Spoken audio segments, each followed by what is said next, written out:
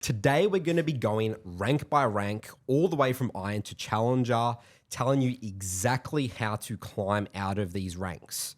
Now, the three of us here, we've got a lot of experience. We know a little bit about League of Legends. We've coached about 25,000 VODs between the three of us across all ranks, all servers.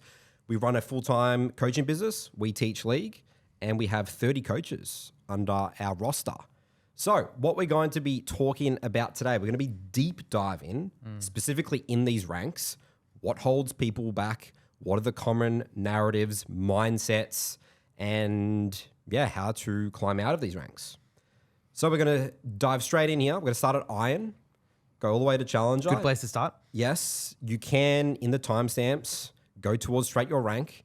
But if you're curious or you're a new player, we can go from start to finish. Or there's an episode you could come back to, Yeah. I mean, I guess the dream scenario would be, you come in here, you go to the gold section. Okay, I'm platinum, go to the platinum section. So first up, we have Iron. Now we're calling this the true beginner rank. 3% of the entire ranked player base across all servers is in this Iron rank. Yeah, I wanted to start high level. Like, I do think this is a rank where it's really about kind of just familiarizing yourself with the game, right? Like, if you're an Iron, you're very, very new.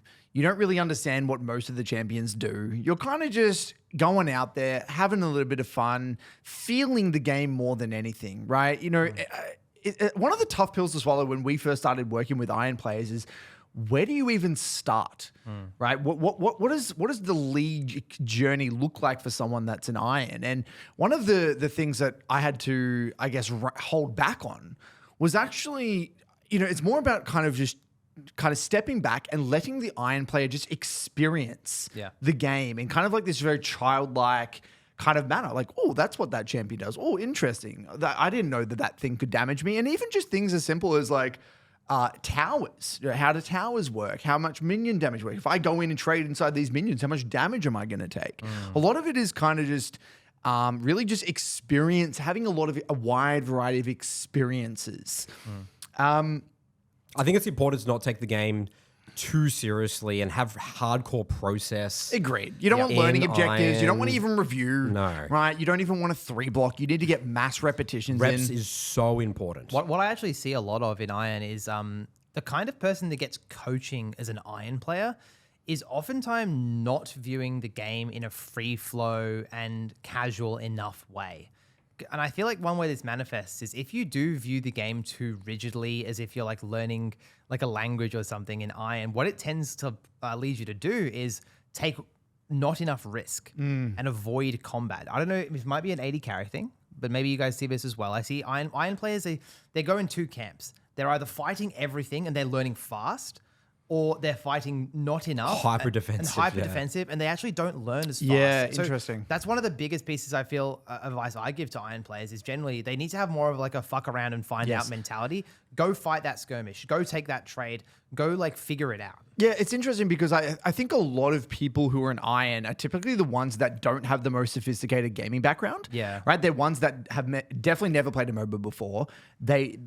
Some of them have never even played an online multiplayer PC game before. They've either come from console or just no gaming background whatsoever, and they're brand new to League or playing online, PC games, in which case they don't even have a lot of the time the initial muscle memory of using a keyboard and a mouse. Yep. Right? And again, that may sound ridiculous to some people listening to this podcast, but that is the reality, right? Yep. And so, a big part of that, like you said, is they do need to just simply fuck around and find out. Yep. And I think that it is very daunting for players who've never really played a game like League of Legends before because obviously there's a snowball aspect of the game. So much information. What we saw recently on the Jinxie case study, right? When you're brand new to League of Legends, it's like, oh my God, that can kill me. Oh my God, that can kill me. That can kill me. And you do need to kind of welcome that. Yeah. Like, that did suck a little bit. And that's okay. Now I learned that and I'm just going to kind of move on. And I do think that there is an archetype of Iron player that is very scared and is very timid, and that will massively slow down your learning journey. I will just say in Iron, you do need to try and figure out as fast as humanly possible what your kind of player archetype is, what your player identity is. Okay. Right? You want to find out as fast as humanly possible what do I enjoy about the game? Do I like playing at range? Do I like getting in the thick of it? Do I like casting spells? Do I like auto attacking? She's talking about finding your role as well as champion. Yeah, finding your role and champion. And I would say a lot of people in Iron have probably already rushed too quickly into ranked and haven't played enough normal games. If you're finding yourself staying in Iron for an extended period of time, we're talking for more than a month, then chances are you haven't spent enough time in normal games to figure out what you enjoy about the game. You haven't actually done the work. Yep. I think to get to that point, whether even bot games even bot games to that extent. So I think that is like, again, priority number one. What do I want to play? How do I want to play? And just all in on that, as well as trying to gravitate towards champions with simple reference points. So how many champs? We talk about this fuck around and find out and the importance of reps. 5 games a champion, rotate it out. Yeah, 10 games. I think that, it's a good question. I mean, there's a few ways to do that. You could just do like 10 to 20 games of a champion. No, that's definitely not for me. Get that off my screen. You'll and I don't probably want to find touch out that. after 3-4 games as well. You could even right? do that as well. Exactly right. But if you're playing a champion, like, interesting. It kind of has some potential there. I'm having a little bit of fun with it. You might go to game 30. You might go to game 40, go a little bit deeper. Like I don't think there's a hard and fast rule for Iron. I hate being that person, that coach is like, do exactly this and only this. Like you need to be in tune with what you enjoy, because how all of us and how most people climb through Iron is really just kind of, you're again, being very childlike, very like playful. You're really trusting your intuition, and you're kind of letting the fun element of the game dictate where you direct your attention. Because at the end of the day, fun is a huge part of the league experience. And I always say that the two most fun parts of your league journey at the very, very, very beginning, when you're in pre-level 30 in Iron or when you're in Master Plus. They are the two most fun parts of your league journey, because you have no mental baggage. There is no expectations. You're just kind of free flow, freestyle, and that childlike. And that's a really, really awesome part of the journey. So hard rules we do talk about is typically you want to avoid jungle role and the support role. Couple of reasons. Last hit in minions and understand how minions work is very important in League of Legends. And the second thing is even more important is fighting. Nathan, those two roles are probably what most people would say is what you should play. Yeah, it's crazy. Because people view those as the training wheel roles. Oh, I'll play jungle because I don't have to fight someone. I can learn the game, play a bit of PvE. Or I can play support and I'll have someone there to hold my hand. It's crazy how that is completely the opposite to what you should do, because you're basically about kicking your problems down the road, and eventually you will run up to them and meet your problems. But by pushing your problems down the road, it makes them so hard to tackle once you get there. The mindset or your MO should be, if I'm not getting challenged, I'm not going to grow. Yep. Right? So the more challenged you are in League of Legends, the faster you're going to grow. And playing, again, jungle or support, you're kind of avoiding the issue. You're avoiding the challenge. You're trying to, again, push, like you said, kick that problem down the road. And it's just going to bite you in the ass. You want to get the painful experiences over and done with as fast as humanly possible. And you'll thank yourself later on for doing it, no matter how uncomfortable you feel in the short term. As we saw with the Dante's coaching Jinxie, the recent case study we did, he had one interaction in the Hecarim game playing jungle in 19 minutes, one fight. You're just not going to learn what the enemy champions are going to be doing. No. You're going to be getting too wide sample size of what champions are doing versus being in a lane. Oh, I actually can figure out that champion this game, done. You know, I'm versing Orianna versus, I don't know, Annie or whatever. Now I understand Annie. And then you move to the next game, the next champion. But if you're playing jungle or support, you interact with so many different champions. Maybe support to an extent you can learn a little bit more, but jungle is just by far the worst. Yep. You can't even learn how to use your own spells. Really, can you? Because you're not using it, let alone learning about your lane partner. You can barely learn how to fight yourself, which again, core to understanding climbing through all these ranks is that League of Legends is a fighting game. And if you're avoiding fighting champions, you're going to learn slower. Champ mastery, better than learning fundamentals. I always refer back to our Gamer Dad episode, where the first thing he did when he searched up how to play League was top lane fundamentals. But we told him, no, it should have been how to learn Urgot. What's Urgot? How to fight, how to win fights, how to kill people. So this is where champ mastery is your bread and butter. Yes, you can go watch a beginner guide and learn generally how the game works. And, you know, we're all about learning ranges and like what turrets and minions and stuff like do. You'll just pick that up naturally playing, getting those reps in. But your focus needs to be on how do I play my champion? How do I play fights? Well, Froxon talks a lot about this in terms of game design. The way League is designed is that there's a lot of things that you will just learn intuitively that you don't even need to understand how it works. Right, there are so many mechanics in League of Legends. Like there's so many numbers and little weird interactions that you literally don't even need to know how it works. You can literally pretend it doesn't exist, and the game will just naturally, kind of like it will naturally teach you everything you need to know to get you to the next rank just through repetitions and feel. And so, like, what you do need to practically, like you're saying there, like, how do I deal if you're playing Urgot? How does Urgot deal damage? How does Urgot kill someone? What's a combo? What's a combo? What's a basic What's combo? a good trade look like for Urgot? What's a basic trade look like for Urgot? That's going to get you so far. Because that's your advantage over your other Iron colleagues. Yeah, Is it that is, yeah. your Iron colleagues, they have this base little intuition of how League works, but they have no champ mastery, even role mastery. So if you just have that edge of champ mastery and just know how to maximize damage a little bit with your champion, that's enough to get out of Iron. And the reason that's important as well is because the champions often aren't what they seem. Right? The champions often have a couple of abilities that look like they're the key ones, but maybe it's actually all about X. Like Urgot, like his E could be interpreted in so many different ways. It's actually a great example. It gives you a shield, it deals damage, it makes you dash forward, it CCs them, it sets up all your W to land. Like, holy shit. Imagine if you didn't really know the identity of that ability. Like, what would you do? Maybe you would just always use it to get in range to auto and you'd never actually hit a champ with it. Like, the champs are kind of... They look simple, but they're not. I think because a lot of people, especially in the lower ranks, and we hear this in coaching sometimes. They claim like, oh, actually, I do understand this champion. I do have champ mastery, but they've actually just gone in a completely incorrect direction with that champ, and it causes them to like waste time. So if you're looking for resources, go onto YouTube. Go type in the champion that you want to play and go watch a high elo player start playing it. Don't look at try and figure out what they're doing. Just look at the way just skip the fights. Look at the way that they're fighting. Go to trades, go to fights. Yep. Or you can join the WTL academies and we have very in-depth champion guides about how to play the champion, even from the stages of beginner and Simplifying onwards. things. Yeah. Very simplifying things. And in terms of like macro game and all that, non-existent in this rank.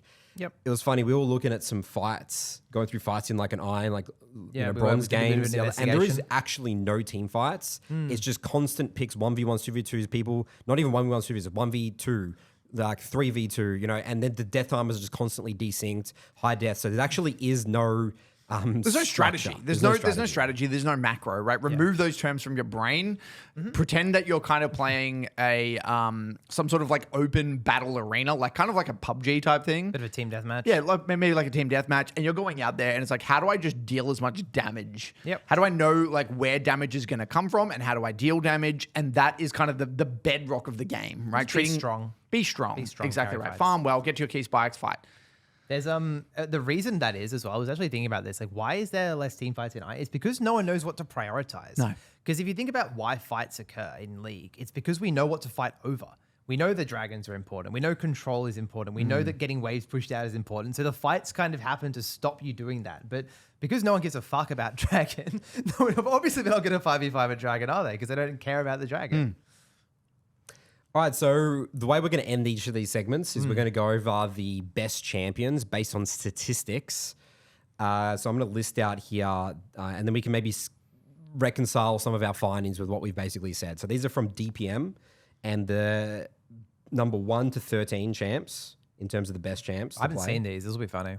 Teemo support, Rammus, Yorick, Smolder, Heimerdinger, Brand, Teemo again, Teemo jungle, Shyvana jungle, Nasus jungle, Malzahar mid lane, Morgana support, Teemo top lane. Teemo's in here 3 times, and Vega. Well, the mid ones make perfect sense, right? You think about the champs that have you've got there. You've got Malzahar, right? You've got Vigar. And Brand. You've got Brand. Yeah. Right? Super clear, basic, ease of execution, clear reference points, also relatively good scaling, high utility as well. So even if you're like be rough around the edges, you know, if you miss all your Q and your W as Veigar, you still got your E, right? Your R's point and click. On Brand, you can miss your Q, you can miss your E, but you throw down your WR, it's going to deal a lot of damage. Yeah. And Malzahar, just press E and W, or just press R on someone, point and click. So what a lot of these champions, again, from a mid laner's perspective, is that, and they're exactly the champs I recommend for Iron, is you'll feel the basic archetype of what it feels like to play a mage. Yep. Right? I'm just a powerful, I cast abilities. Like whether you're coming from a background of, you know, Diablo or some like weird little RPG or whatever, any game, you understand, or you've watched Harry Potter before. What do mages do? Spellcaster. Spellcaster. They stay at range. Right, they're not walking up and tanking damage. Positioning obviously is maybe a little bit more important. They're probably quite squishy. So like you can like feel that archetype in the game. It gives you like you can enter the mind of what it's like to be a mage and feel impactful. And that's I think that's really, really an important part of playing mid lane. That makes perfect sense as to why Smolder is the only AD carry on that list. And I think, AD carry just sounds like one of the hardest roles to play as a new player because it's about auto attacks, which is incredibly unintuitive. It's using the mouse, which is generally harder than using the keyboard. Yeah, definitely. Like doing autos is harder than firing spells. Smolder is point and click with the Q, very clear reference points, thrives in long games as well, which is all the time in Iron, very long games. And just, easy to execute, clear reference points, is a mage, the AD mage of bot lane. And I also agree, Smolder is by far the best pick to play in Iron for AD carry. So it's really interesting because you're talking about scaling there, but a lot of these other champs are actually not the best scaling. You know, you're looking at champs like, you know, Brand, like Yorick, I guess. Brand's like more, like Brand is not bad scaling. It's not the best, but it's not bad. Like you get to 3 items on Brand, like, you're dealing a lot of damage. I think if you rock up at a team fight in the mid to late game as Brand and you blow your combo, you're going to have impact, no? You're going to have a lot of damage. I think the only one that doesn't scale on that list is kind of just Rammus, right? Yeah, Rammus. Well, Rammus is great into heavy AD. I think every champ on that list scales, Nathan. Genuinely. No, they're not like they've got no scaling, but we're not talking about like Aurelian Souls here. Well, there's no Kales or anything. There's no Kales. But they're not like they have like a Callista level, I must win the early game. But this is the thing, right? And I don't want to spend too long on this before we move on to bronze, but like scaling becomes more impactful when people know how to use the kits. Right? Because at the end of the day, right? Yeah. You need to kind of carry. You need to learn how to deal damage, right? You can be a 5-item jinx, but if you walk up and you just get one shot by Rammus clicks R, goes R and taunts you, you're just dead. You know what I mean? So like your ability to execute that damage is what enables, you know what I mean? And that's what we're seeing here. This list is just ease of execution. Ease of execution. Yeah, that's the trend. Aim of the game. And Teemo's the nightmare because people run it, Teemo, and also the blind is just probably broken for Iron. No skill shots. No skill shots. All right, next up, we're moving on to bronze. We're calling this rank the average beginner. Okay. So we promoted a little bit from being a true beginner. 16% of the player base is bronze. Yeah, so just at a high level, I think this is the rank where you really start to understand and feel rough game flow. Like I feel like now you're being a little bit more anticipatory. You are still reacting to major parts of the game. You still are very reactive, but you have some sense of like connection to the flow of the game. You're like, Cam died here. You know what? You kind of know intuitively what that means. Yeah, recalls. You've got like a little bit more of a base understanding. Oh, there's going to probably be a team fight around this area. Like you kind of have a little bit more. Your mental stack is starting to expand a little bit. Even just like knowing what the map looks like. Yeah. Knowing where the walls are. Yes. Knowing where the bushes are. Terrain. Yeah. Yes, exactly right. An Iron player generally doesn't, like everything looks a bit new to an Iron player, where a Bronze player, the Rift is kind of where they spend their time. Exactly right. They've spent a lot of time on the Rift and they know it feels a little bit like home and they're more familiar with their surroundings. They know how long it takes to get from here to a fight. Yeah. They know that they could reach that fight somewhat. Agreed. I do think games are very messy. Very, very, very messy. Map awareness is extremely limited. Still just picks, like death time is desynced. ARAMs. It's not ARAMs. Macros just basically still non-existent. You're never going to see a 4v4, 5v5 unless it's like 50 minutes into the game. The side lanes are pretty much exclusively for split pushes. Yep. In this rank, there's no chance a mage is side laning in bronze. You're just ARAMing. We're just rocking up, and they should. Well, we'll get into. Champion mastery is still lacking significantly. No one in bronze has champion mastery, or if they do, they're out of there very, very quickly. Yep. I would say role mastery becomes a little bit more prevalent. Like people by bronze have like kind of doubled down on a role. Right in iron, you might get people who are literally playing multiple roles. In bronze, like okay, you kind of know I'm a top laner. You know, again, lacking champion mastery, but maybe there's a little bit of role mastery. And really, scaling can help. In bronze, it definitely can help, but it's not critical. Like you don't have to play a scaler. It can give you a bit of an edge.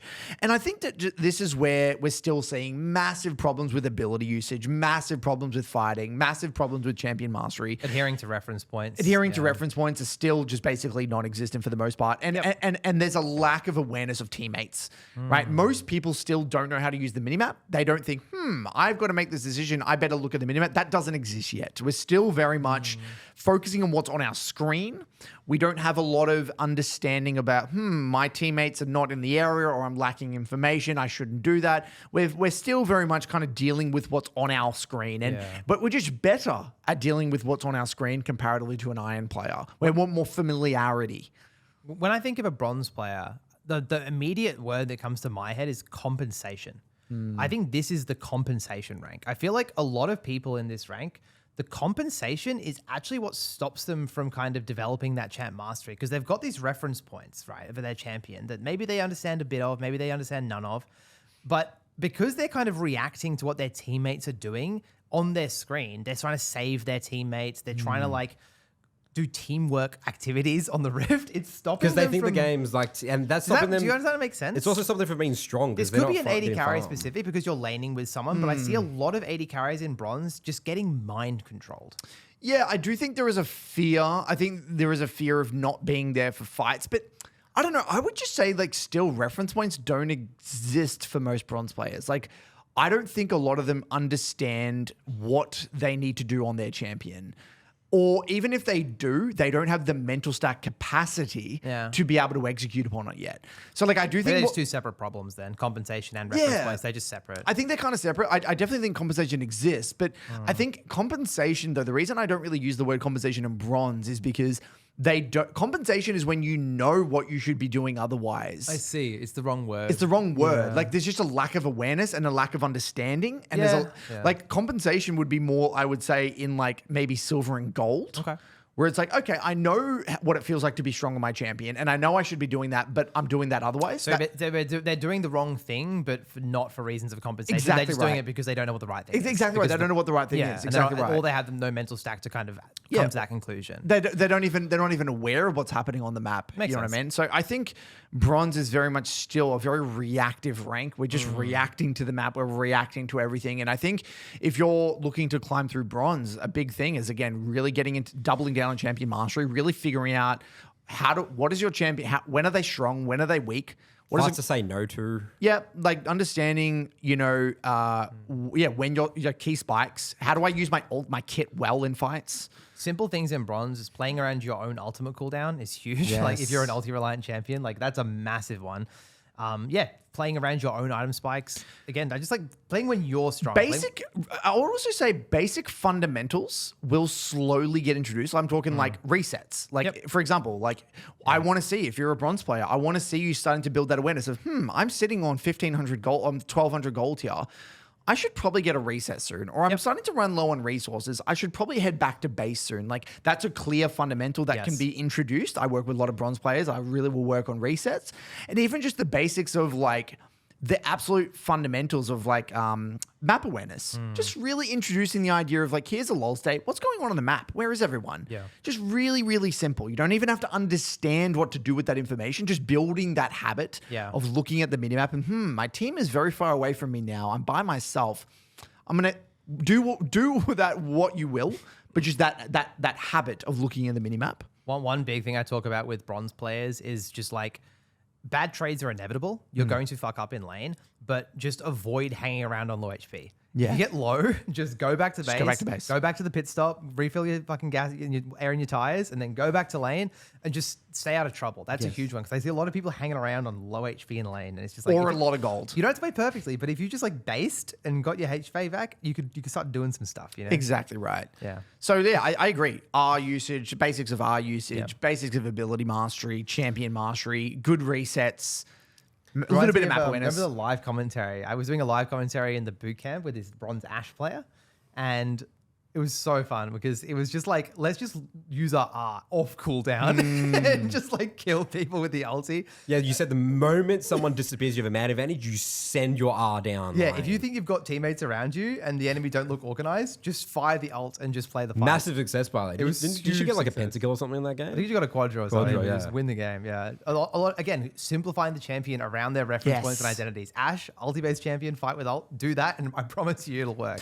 Or like as well, even like, you know what you're talking about before, like if you're sitting on low resources, no ultimate, and a lot of gold, it's okay to let people die just at a very, Yes. very simple level. Like you That's don't not a need to negative be thing. there for every single fight. Giving people permission, even to like a bronze player, just giving them permission to not have to be there all the time. Especially early game. People Yes. really overcomplicate early game, especially junglers. They think that the game's won or lost in the early game. Yes. But if you get strong and you focus on champ mastery, the mid game is where the league games are won, mid to late Yes, game. because every game's going to go late in bronze. That's the key, right?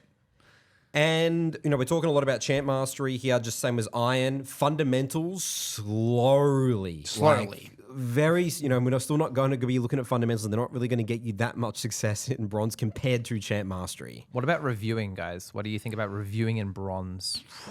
What should your mindset be towards process reviewing? it's a Well, good if I think about people's time and where they want to weigh up, playing the game reps is still way more important than reviewing. I like to give focus points. It's like go into games with these things in mind. Okay, interesting. I love doing that. So it's Very like high level. Yeah, so I'll like say here, write on a text document like 2 or 3 little dot points. Very simple. And I want you to just remind yourself of these ideas as you're loading into the game. That's actually one of my favorite things to do with bronze players. It's like one of them might be, playing according to your R. Yeah. No R, no fight. Or when you're starting to get a lot of gold, get a recall. Or it's even just something as simple as like, it's okay to let your teammates die. Just reminders. And they can, and then what happens eventually is it will sink in because they will play around with that idea, and they'll feel something. Their games will just start to have these experiences that are like different to what they would usually experience. And that opens up kind of passages for learning. Yep. So I think that, and if I do set a learning objective, it's super, super, super basic.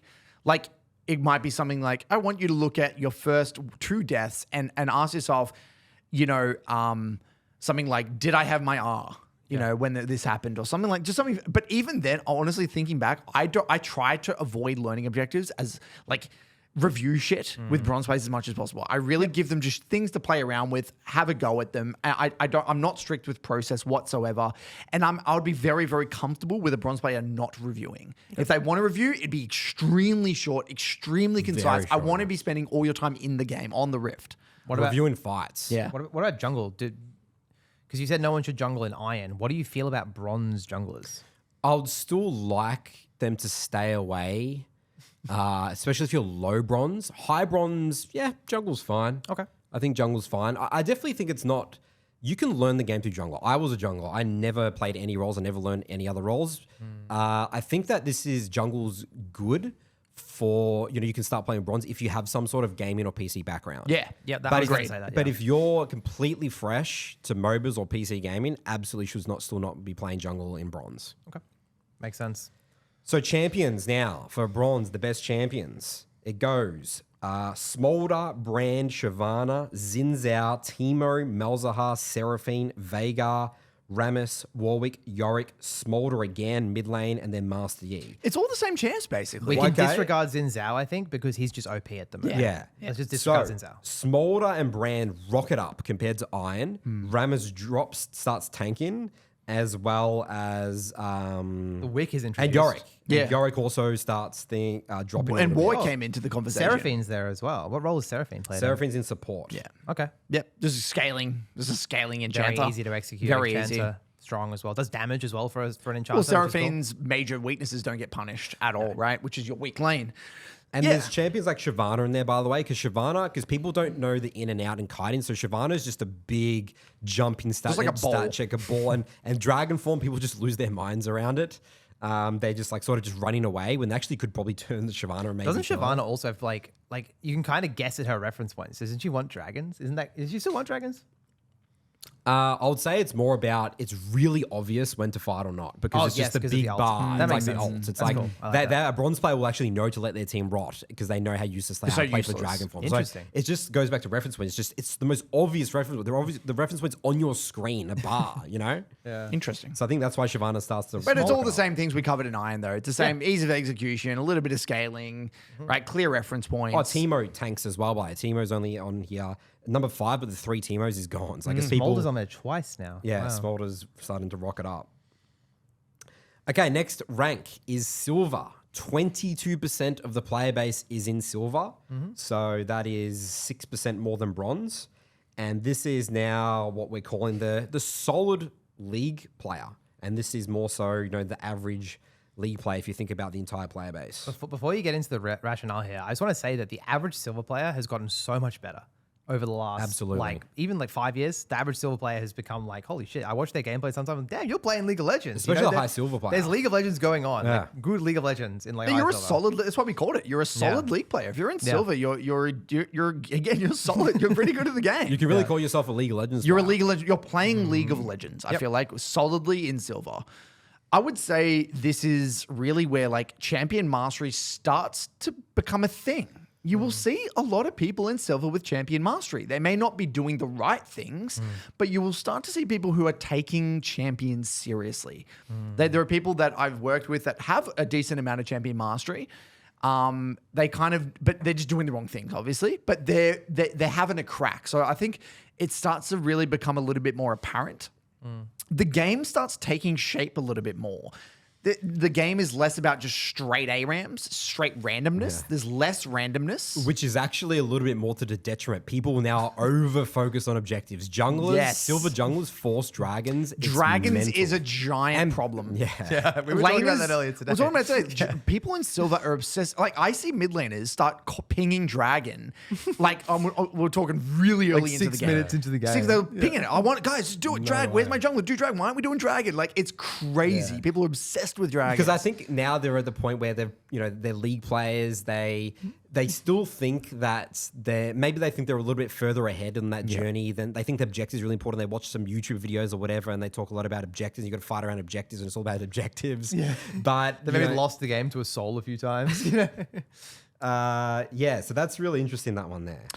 We've also got here, I've noted that I think stage 4 problems starts to come into the conversation a little bit more. Because when you're getting to silver, you're a relatively serious league player in a way. You Like sort of understand what's going on in the game, so you can start tilting, creating narratives. yeah, You can narratives see your start teammates a bit more. because you're exiting the childlike kind of like, haha, everything is novel and everything is fun to like, okay, I know the pain of versing a Fed Yi now. I know the pain of versing a Fed XYZ. And like you'll start to create your own little weird narratives and beliefs and little like holes in your champ mastery or your game knowledge that will lead to problems with dealing with certain champions. And so this is where I'm not saying it's a massive problem, but it is something that is in the conversation and you can't ignore stage 4 issues if you're coaching a silver player, in my opinion. One big thing that we're going to now start talking about is the idea of tempo. So we didn't talk about tempo at all in bronze and iron. So as we're going to go through this ranks, tempo is going to be more and more of a theme, but tempo just doesn't exist. I'll say tempo is non-existent, Non-existent. in silver. It's like watching the game in slow motion. It's still Everyone's very slow on game. recalls. They might push out a wave and then There's like no have efficiency. to think about it a little bit, and then they go recall. Well, they don't understand the future. They're thinking about the now. Like I see a lot of silver players like greeting for a tower plate, and they don't even really understand the repercussions of doing that. The fact that the enemy get back to lane before you've hit base, and then maybe they stop your base and you're stuck in lane. They kind of don't even know that that's necessarily game breaking. They don't know that that's like the worst thing in the world to do. You know? Yeah, so if we liken it to chess, they're really good at like doing that first move now. Okay. Right? They'll take that one piece, Yep. but they don't really think about how that's going to now alter their future. They're exposing themselves in the future. So we're still thinking very much in first order consequences. Yep. There is no second and third order consequence kind of thought processes going on. I think that's a great point. Yes. And in bronze and iron, you're not even good at the first order consequence. You're not even thinking about the first. You can't execute on the first step. Yep. Silver, like we're getting very competent at the first step. We know how to deal damage. You know how to like, do your combos on your champions. You know how to like even like you start to really even develop baseline matchup understanding. Like, okay, I know when I'm versing that champion what that's going to mean for me.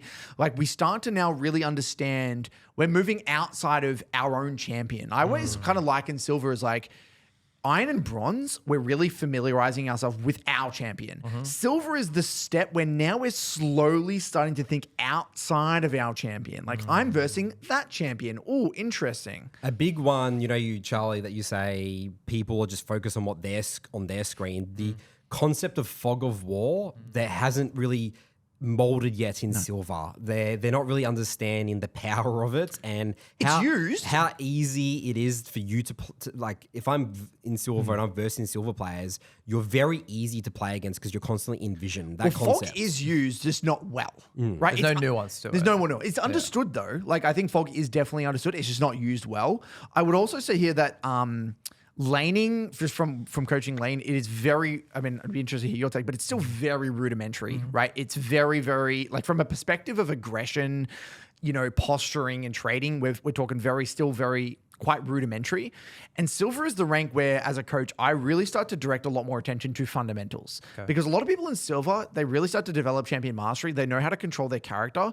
They don't really know how to leverage their strength. And that's what fundamentals is. Fundamentals is kind of like a tool that allows you to kind of extract the maximum from your champion. And so now I'll start to talk a little bit more about warding and leaning. I'll start to talk a little bit more about, trading off last hits a lot more. I'll start to talk about, again, we're tightening up those resets. We're starting to really build a foundation and approach to the fundamental aspect of the game. Yeah, so the biggest difference in laning between bronze and silver is trading, I think. From It's a big one. Trading in top lane, in AD carry and top lane, I saw this trend. You move from bronze players who fight to silver players who start to trade. Yeah. And the difference between trading and fighting is about intention.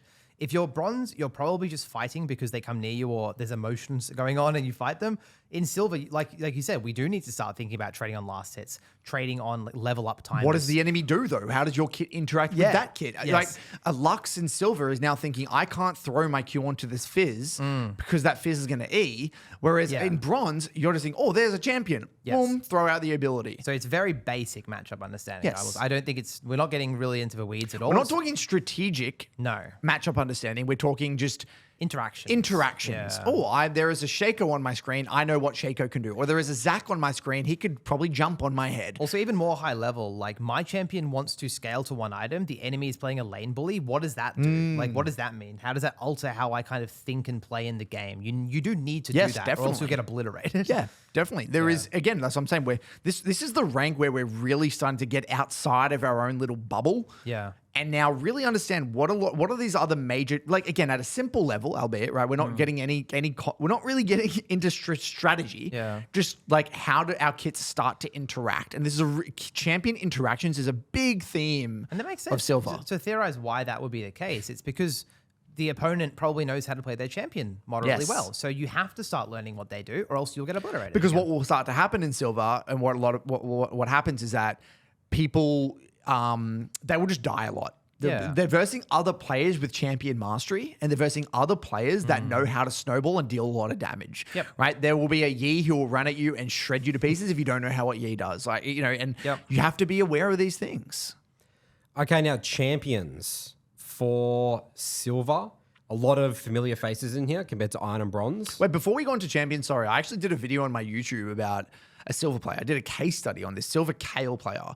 And it was really interesting because it's kind of a lot of what we spoke about here. There was a massive lack of champion, like interaction understanding. Like he was just getting hit by every skill shot, you know, and this is where like, if you don't know how to trade effectively, as we saw with this little case study I did, you're just going to get obliterated in lane and people will run you over very effectively, which is, if you disrespect Silver, take a look at that. He was versing mages that were really doing well from a trading perspective, getting obliterated, but also as well, we saw that this Kayle player, he was really struggling with understanding how he could contribute to the game. So there was a lot of things that, because of these core mistakes he was doing, he was failing to understand what the repercussions of his decisions were. So that's where a lot of Silver players get stuck. They see, like, I've taken this bad trade. They can recognize that, but they don't understand how that poor trade will lead to a series of other problems down the road. And that's exactly where the tilting and the narratives and the stage 4 issues start to come, because they think they're doing some good things and they're just getting really confused. And they are doing some good things, but it's just those other things they're missing that will lead them like, why are my games feeling so difficult? You will start to really get a bit confused, because if you're not like taking good trades, or you're like on the back foot, or you're messing up your resets, or there's some like big thing missing there, you'll feel like a big victim of the game. And it's very easy to get stuck in that loop if you're not genuinely really trying to, you know, level up those baseline fundamentals. I will say, Silver, in my experience, again, I can only speak for AD carry, really, really good role to jump into some coaching, in my opinion, because there are 20, even 30, 40 percenters just on the table that these players are often blind to. Like you were saying, recalling, like champion-wise as well as fundamentals-wise as well. Both. I think fundamentals, like especially for coaching, again, because if they're coming to coaching, there's often some champion stuff they've ticked the boxes for, but it's just little things like, hitting plates too much, missing recalls, just really simple stuff that can really help a lot. And getting from like silver to gold and even like platinum, that's journey has been very, very streamlined, I feel, at this point. Agreed. Okay, so familiar faces in our champions, best champs for silver: Smolder, Teemo, Seraphine, Nocturne, Fizz, Shyvana, Garen, Brand, Malphite, Malzahar, Nami, Rammus, and Briar. So the new faces is Nocturne, Fizz, Garen, Malphite, and Nami and Briar. These are the new faces. So notice how there's a lot of champions that can go forwards and get and do things. And so these are champions that are punishing. They're really punishing if you don't know how they work. Yeah, people get snowballed on these. You get I think Fizz and Briar and Nocturne. People just probably throw up their keyboard. Exactly right. I don't know how these champions work. I can't be with them. Or Malphite is like, what do I do against that ult? Like, what do I do? So like, I think again, it aligns basically 1-to-1 with what we're saying. These are champions that if you don't know how to deal with them, if you don't anticipate where the damage is coming from, what they can do, they will run you over very, very quickly. No 80 carries. It's really interesting. There's makes sense. no 80 carries. I've been saying it for years, guys. 80 carries the hardest role in the game. Smolder's the only one that's making it through all these ranks. The mage bot laner. Yes. So mage bot laner. No, 80 carries a hard role. I want to expand on that, Charlie. Yeah, correct me if I'm wrong, because 80 carry, right? In order to deal damage, the prerequisite is to understand what the enemy can do to you. Correct. Okay. So embedded with that, so if I'm a Jinx and I need to go up and I need to walk up and I need to auto attack this champion, I need to understand the ranges. Obviously, I need to understand people around me, because as an AD carry, you've got a target on your back. Everyone's trying to kill you, right? You're typically very squishy, very immobile, very easy to kill, right?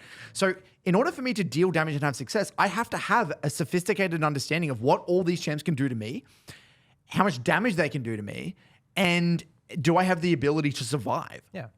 And that's a lot of information. That's a lot of information. That's a lot of muscle memory. And now you need to have the ability to execute that, have the mental capacity to gather all that information, intake it, and then execute. Yeah. The reason 80 carries aren't on that list isn't because of like APM and like kiting. No. That's not the reason why. It's because of threat assessment. Because in order to play a fight, it's the same reason why Orianna is not on this list. It's the exact same reason. To play 80 carries that are mobile, they generally don't have big buttons that win the fight for you. You have to play consistently, go in and out. It's so unintuitive. It's very They're not tricky. burst oriented. 80 carries aren't burst oriented. Exactly right. Yeah. There's auto attacks. Tricky. Next rank is gold. 25% of a quarter of the player base is in gold. So this is the highest tier. So silver was 22. What's it? So 22, half the player base basically is silver and gold. Yes. Okay. And we're going to be calling this rank gold as the good League of Legends player. Yep, you're a good League of Legends player. If you're in gold, you are just objectively a good League of Legends player. You're not just average now, you're good. I thought Master tier players were bad. According According to the general community. Exactly right. Streams on Twitch TV. So right off the bat here, I would say players are much clearer on their role. They kind of know, what their champion really needs to do, what their champion does. They've got much better fighting. I would say that's a big difference maker between a gold and a silver. Their fighting is significantly that better. big time. Even Much with better junglers. ability usage straight away. Like you can tell pretty quickly, especially if it's a high gold. Yep. Right? Agreed, yeah. Straight away, their fighting air ability usage is significantly better. Again, the game starts to evolve a little bit more. It's a lot less of an ARAM. As you're going through the ranks, the macro does evolve quite rapidly, especially like you'll see top laners that become a lot more competent at knowing how to play the side lane and become a split pushing menace.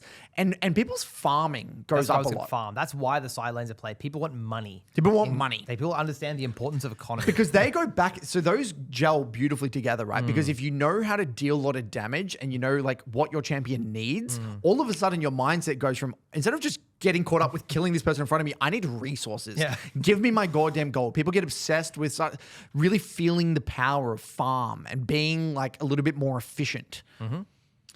Moving on, players. Yes, this is where people, I would say, players become confident. I would say like every rank below gold, there's not many players that play with confidence. Gold is the rank where people start to feel a little bit more confident knowing what they need to do to win a game. Like everyone in gold has confidently had many games where they've gotten fed and they've popped off and they've carried a game. And like low deaths. They know what that feels like. And that gives this sense of like, I guess this sense of confidence in the back of their mind. Like I know what I'm capable of. And I think potential. Yes, there's a potential there. It's just like, what if? I think getting gold is like an achievement as well. Like the skins and everything. Don't you get like a Victoria skin once you? Maybe they changed it now, but I remember historically gold has just been gold, like there are a lot of players who play League just to with get the goal gold of getting gold. Yeah, Yes. to get their skin. But like, I think this is a really important one just psychologically. The idea of like, they know that if they get these resources and they have quite a good game of League of Legends, they can get really fed and deal a lot of damage and have a lot of impact. And I think that becomes the norm. It's not like in Silver every now and maybe there's one player in the lobby that, or like a few players every now and then that kind of know, or it's like a really rare event. In Gold, it becomes a more, they've experienced those moments so much that they have that real. They want that. They're seeking that. They're seeking that. Exactly. That's what right. they queue it up for. Yeah. They want to Yes. that. Now, they might not exactly understand why they're inconsistent in getting to that point where they're able to carry every game. A lot of false flags. For Yeah. sure. Yeah. But you look at like a Silver match history and the score lines are really like you see the person that was strong, but they're like still like There's like a maybe triple-double. like like 12, 10, 13 type thing, you know? But yeah, in Gold you might see someone who actually went like 10 and 3. So my big contention with Gold is an interesting one. Is I think this is where people start to really develop strong opinions on the game, whether they're wrong or right. They have opinions on the game, and as a result, we see things such as more pings. People are using pings more. People are more vocal. People like this is people really start to shape their really shape their view on the game. And you get some oddballs, you get some weird shit going on, some weird interpretations of the game, but at least there is an interpretation of how to win the game. That's awesome. I was going to say for gold, I think this is the rank where people start to have like their own strategy. Yes. There's a lot, not OTPs in terms of champions, but OTPs in terms of how they play the game. Like you might have like this Darius, which always looks to bounce the wave and go for an all-in. And they're really good at that. Yeah, or a Trundle that'll always try and kill you level 1. Or like invade. These weird little things. Yeah, I and agree. it worked. The and gimmicks. It works. It's the It's gimmick what got them to that rank. I agree. And this is where, like, again, that people are now starting to think a little bit bigger picture. Like, they know when they've got the XYZ champion on their team that they might want to do something with that champion. Like, oh, I love playing with this champ because I can do this or whatever. It's like But that works both ways because like, fuck, the enemy have this champion. That means this is going to happen. Like, exactly you know what I right. mean? Like, You've got these very kind of rigid thought patterns in a way. and they're helpful, but they also hurt you as well. Well, that's the thing. They have no nuance behind because them. League's not a game of like black and white. It is a very nuanced game. So, but these are things that can work in a wide variety of scenarios. But there's a lot of scenarios where it won't work, and that's where like mass confusion really comes to play. Gold is a rank where a lot of people do get stuck. There is a lot of people get stuck in gold. But I would add on to this: if you're a talented gamer with a good gaming background, you're still not going to get stuck in this rank. I would say a lot of talented gamers are still going to make their way through to platinum. Platinum, I would say, we'll get that in a second, is kind of that rank where like talent will get you to that rank. But gold still, if you're a talented gamer, you're still good gaming background and you're getting like 100, 200 games in, you're going to get through gold. You're not going to get stuck here. I would tend to agree. Now, let's talk a little about efficiency and tempo now in this rank. I think it's maybe a little bit better than silver, but it's still very much slow motion stuff. Or do you think tempo and efficiency people are a little bit better? Because you said that people are better at understanding the power of resources. I would still say tempo doesn't exist for the most part. Everything's still very slow. I'm just, as a coach, if I'm working with a gold player, my mind is immediately going to reducing deaths and increasing and getting consistency of fundamentals, right? I want to see clean resets. I want to see you getting through the first 8 to 12 minutes in a very good condition. I want to see you understanding and internalizing your reference points. I want to see you really understanding threat assessment needs to be ramped up massively, right? Reviewing deaths is a big thing in gold. I want to see you understanding your deaths from a micro and a macro lens. I want to see you understanding now where are you in context to where everyone else is on the map. I want to see you contextualizing your deaths and starting to I'm planting the seed of you can see here. This death, you're very far away from your team. Your team's doing a gank. Your jungler's ganking bot. Why are you running topside to try to fight this guy? I'm starting to ask those sorts of questions, and I'm starting to probe them. Starting to get them thinking in a way that is a little bit more strategic, not too strategic, a little bit of strategy, but still very much focused on clean fundamentals, clean reference points, and just leveling up that execution a little bit more. I don't want to actually teach a gold player too many new things. I view gold and silver very similar in a way where the concepts that you're teaching a silver player and a gold player are very, very, very similar. Yeah. The level of execution of a gold player needs to be much better. Their mental stack needs to be much more refined. So it's interesting as we're going through this, you'll see I lump in ranks together. I think iron and bronze are like twins. I think silver and gold are twins. I think really interesting platinum and emerald are twins. It's interesting to say silver and gold are twins because the champions are almost identical. Yes, that's intuitive. I haven't even really looked at those champions. I'm just saying, and the reason I say that is because what you'll find is that what you learn tangibly in silver isn't going to be that much different. Your macro understanding in silver can get you to platinum, right? But it won't get you past platinum, your macro level understanding. So you don't need to overcomplicate the strategic element of the game in gold. You need to get good at executing and developing your muscle memory, developing the only thing that I would say knowledge-wise that holds people back in gold is champion understanding. What does that champion do and why is it doing what is it doing? And that's that. A lot of the time, if you're playing basic fundamental League of Legends and you've got good execution, that's going to get you to platinum.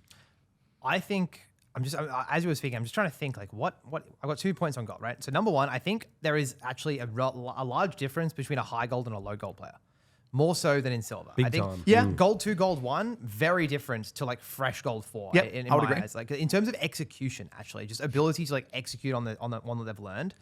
And I also think champions play a big part in gold for some reason. I just think of gold is the land of the lost where people play either too many champions, they play too complex champions, and I think a lot of players can just get nudged that little bit higher to either high gold or platinum by playing champions that make more sense. Not necessarily ultra simple champions, and sometimes playing ultra simple champions is to a detriment in gold. Yes. If you're still just playing smolder in gold, you're probably not going to be able to get to platinum as easily. You should probably be playing more fundamental and archetypal 80 carries in that position. I totally agree with that. That's a really great point, Charlie, because I think gold is a rank where you need to start thinking critically about why am I playing the champion that I'm playing? In silver, you can still get away with playing those very, very basic, quote unquote, training wheels champions, and it's not going to bite you in the ass too much because you're still very much, learning the basics. But I think in gold, you want to start having a serious conversation about what champions should I learn that will teach me the fundamentals? Because again, the game is really about fundamentals in gold. That is the rank to learn the fundamentals. Yeah. So you need to be learning champions that facilitate that. So that's why I always recommend the best champions in gold. We're moving away from Malzahar, we're moving away from Brand, we're moving away from Vigar, we're moving into maybe a Victor, an Ari, right? We're moving into those sorts of champions. We're still not getting into the realms of Rise and Aurora and TF, but we're in that kind of Neferia Echo, again, ramping up a little bit. I want to see you playing archetypal-based champions that have a little bit more skill expression, more mechanical expression, but still clear reference points where you're learning the fundamentals. That's the aim of the game. Yeah, in 80 carry, you'd be graduating from your Smolder, maybe your Misfortune, towards a Jinx. Yes. Or even Tristana champions that can do a little bit more, but are still like very simple, like but not ultra simple. You know? Exactly right. And archetypal. So as I hinted before, pretty much the exact same champs as Silver that have the most success. Smolder, Brand, Teemo, Garen, Fizz, Shyvana, Nocturne, Malzahar, Seraphine, Malphite, Rammus comes back up into here, Xin Zhao, and then Brand again. Brand's on here Yeah, because twice the before games all Brand play out and- the same way, and, right? We're still yeah. not getting advanced for the most part. We're not.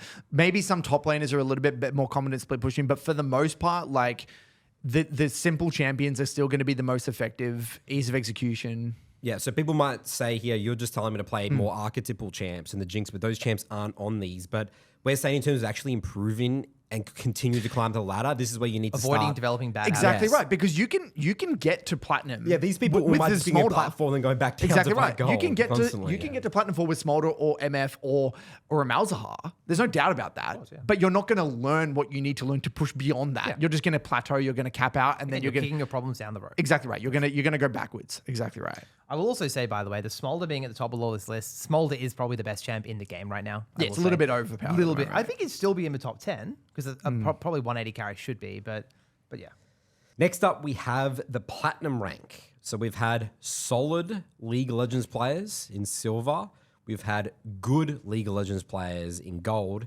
Now we've got great League of Legends players in Platinum. Now 17% of the player base is in Platinum, which is 8% lower than Gold. So we're starting to now sort of weeding out some people. Platinum, Curtis.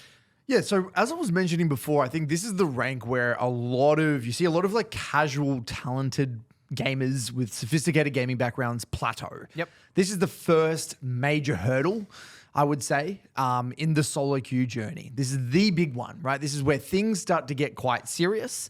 And it's where a lot of people have to decide whether or not they really want to continue this journey, I think. It's a kind of like a crossroads. Do I want to be that casual player that kind of just dabbles around, has a bit of fun, you know, enjoys screwing around on the Rift? Or do I want to kind of take my gameplay to the next level? And this is where a lot of people do really start to get coaching. I would say we get a lot of people in the academies joining from, I would say, the high gold, low platinum Yes, rank. very popular rank, yes. And because it is where, again, there is a significant skill jump.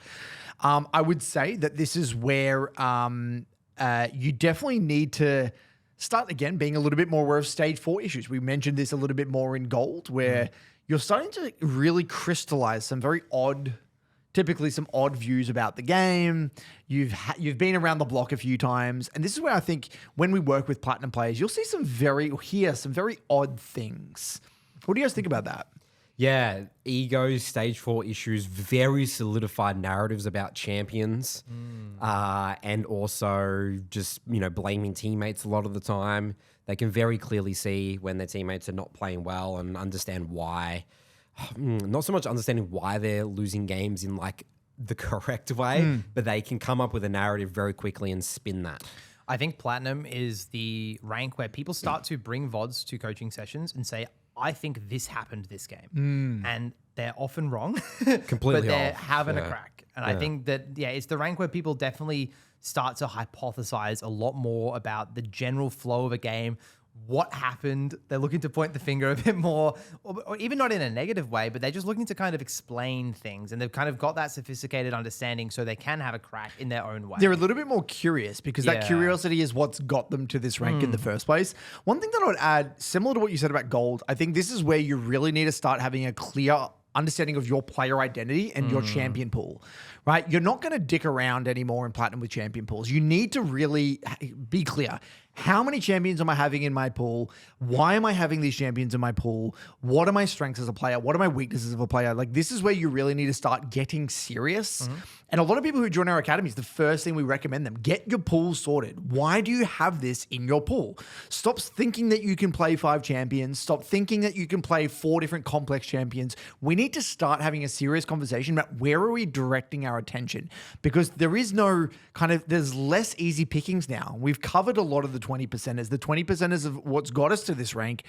Now we're starting to kind of I guess, open a can of worms in terms of the strategic element of the game. Strategy now is coming really to the forefront of the conversation. Mid-game, bit of mid-game, mid-game, a lot yeah. more mid-game. We're spending a lot more time in mid-game. We're spending a lot more time talking about concepts, potentially about lane assignments, a little bit more about tempo, a little bit more neutral objectives, communication, even a little bit about potentially win con assessment, the basics of understanding your role inside of a composition. Where I've typically said in the Midland Academy, right, where silver is about you, kind of a little bit more of an individual, maybe a little bit about the 1v1, you know, in understanding your matchup. Gold, a little bit more about the 2v2, and platinum is now the first rank where we're starting to think about the composition just a little bit more. When I see platinum games is more when I'm now seeing the 4v4s, yes, the 5v5s. Exactly right. It's not just the 2v2s anymore. Yeah, exactly or people, right. not the 2v1s or the people just flat out getting picked or whatever. People still get picked and all that in platinum, but it's much less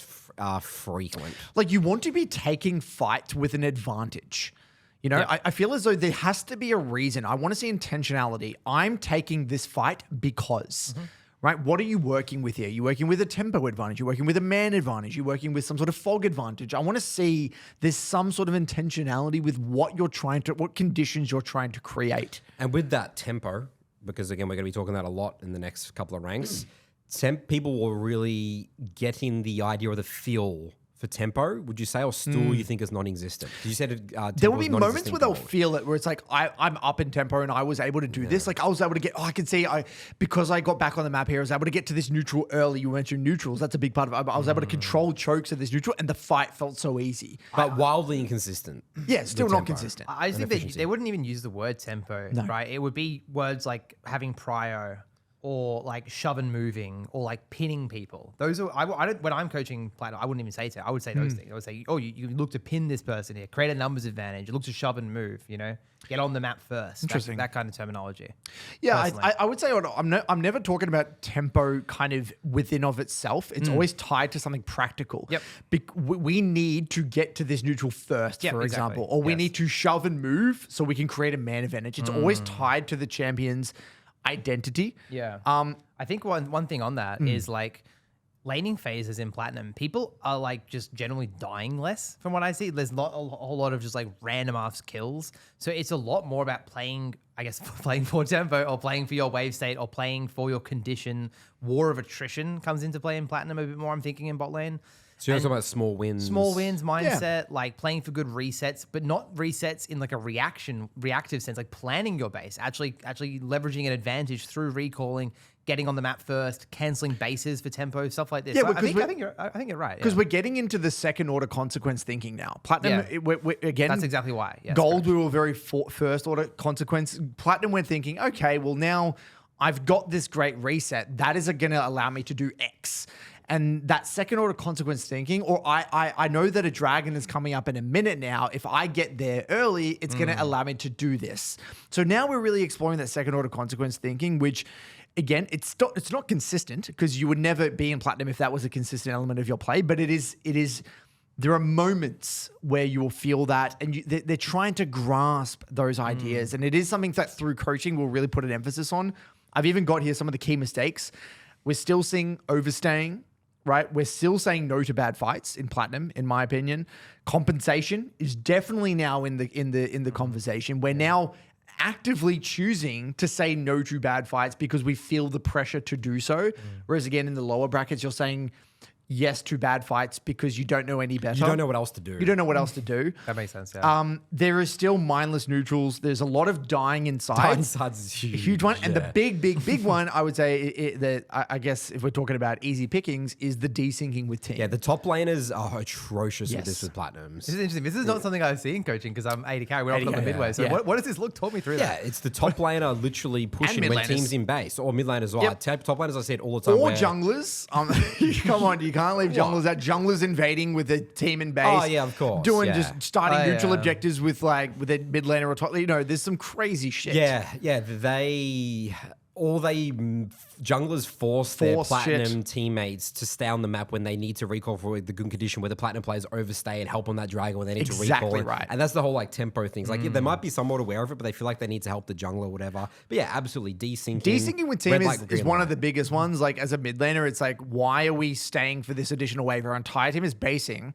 You've got Dragon coming up. If you stay for this additional wave, you're not going to be there for that fight. Yeah. Things so like that. It's again, second order consequences. Second order Planning consequence. ahead, Exactly right. And these mistakes are now getting punished. Yep. In platinum. But Yeah, you can that's see right. what they're trying to do is there's intention. I'm staying here because I know I need to shove out these waves or something. I need to get that gold. Like, it's not like they're doing things mindlessly. There's a lot of intentionality with a lot of these platinum players. But again, they're not thinking about, they struggle to understand the second order consequences, the bigger picture thinking that is leading.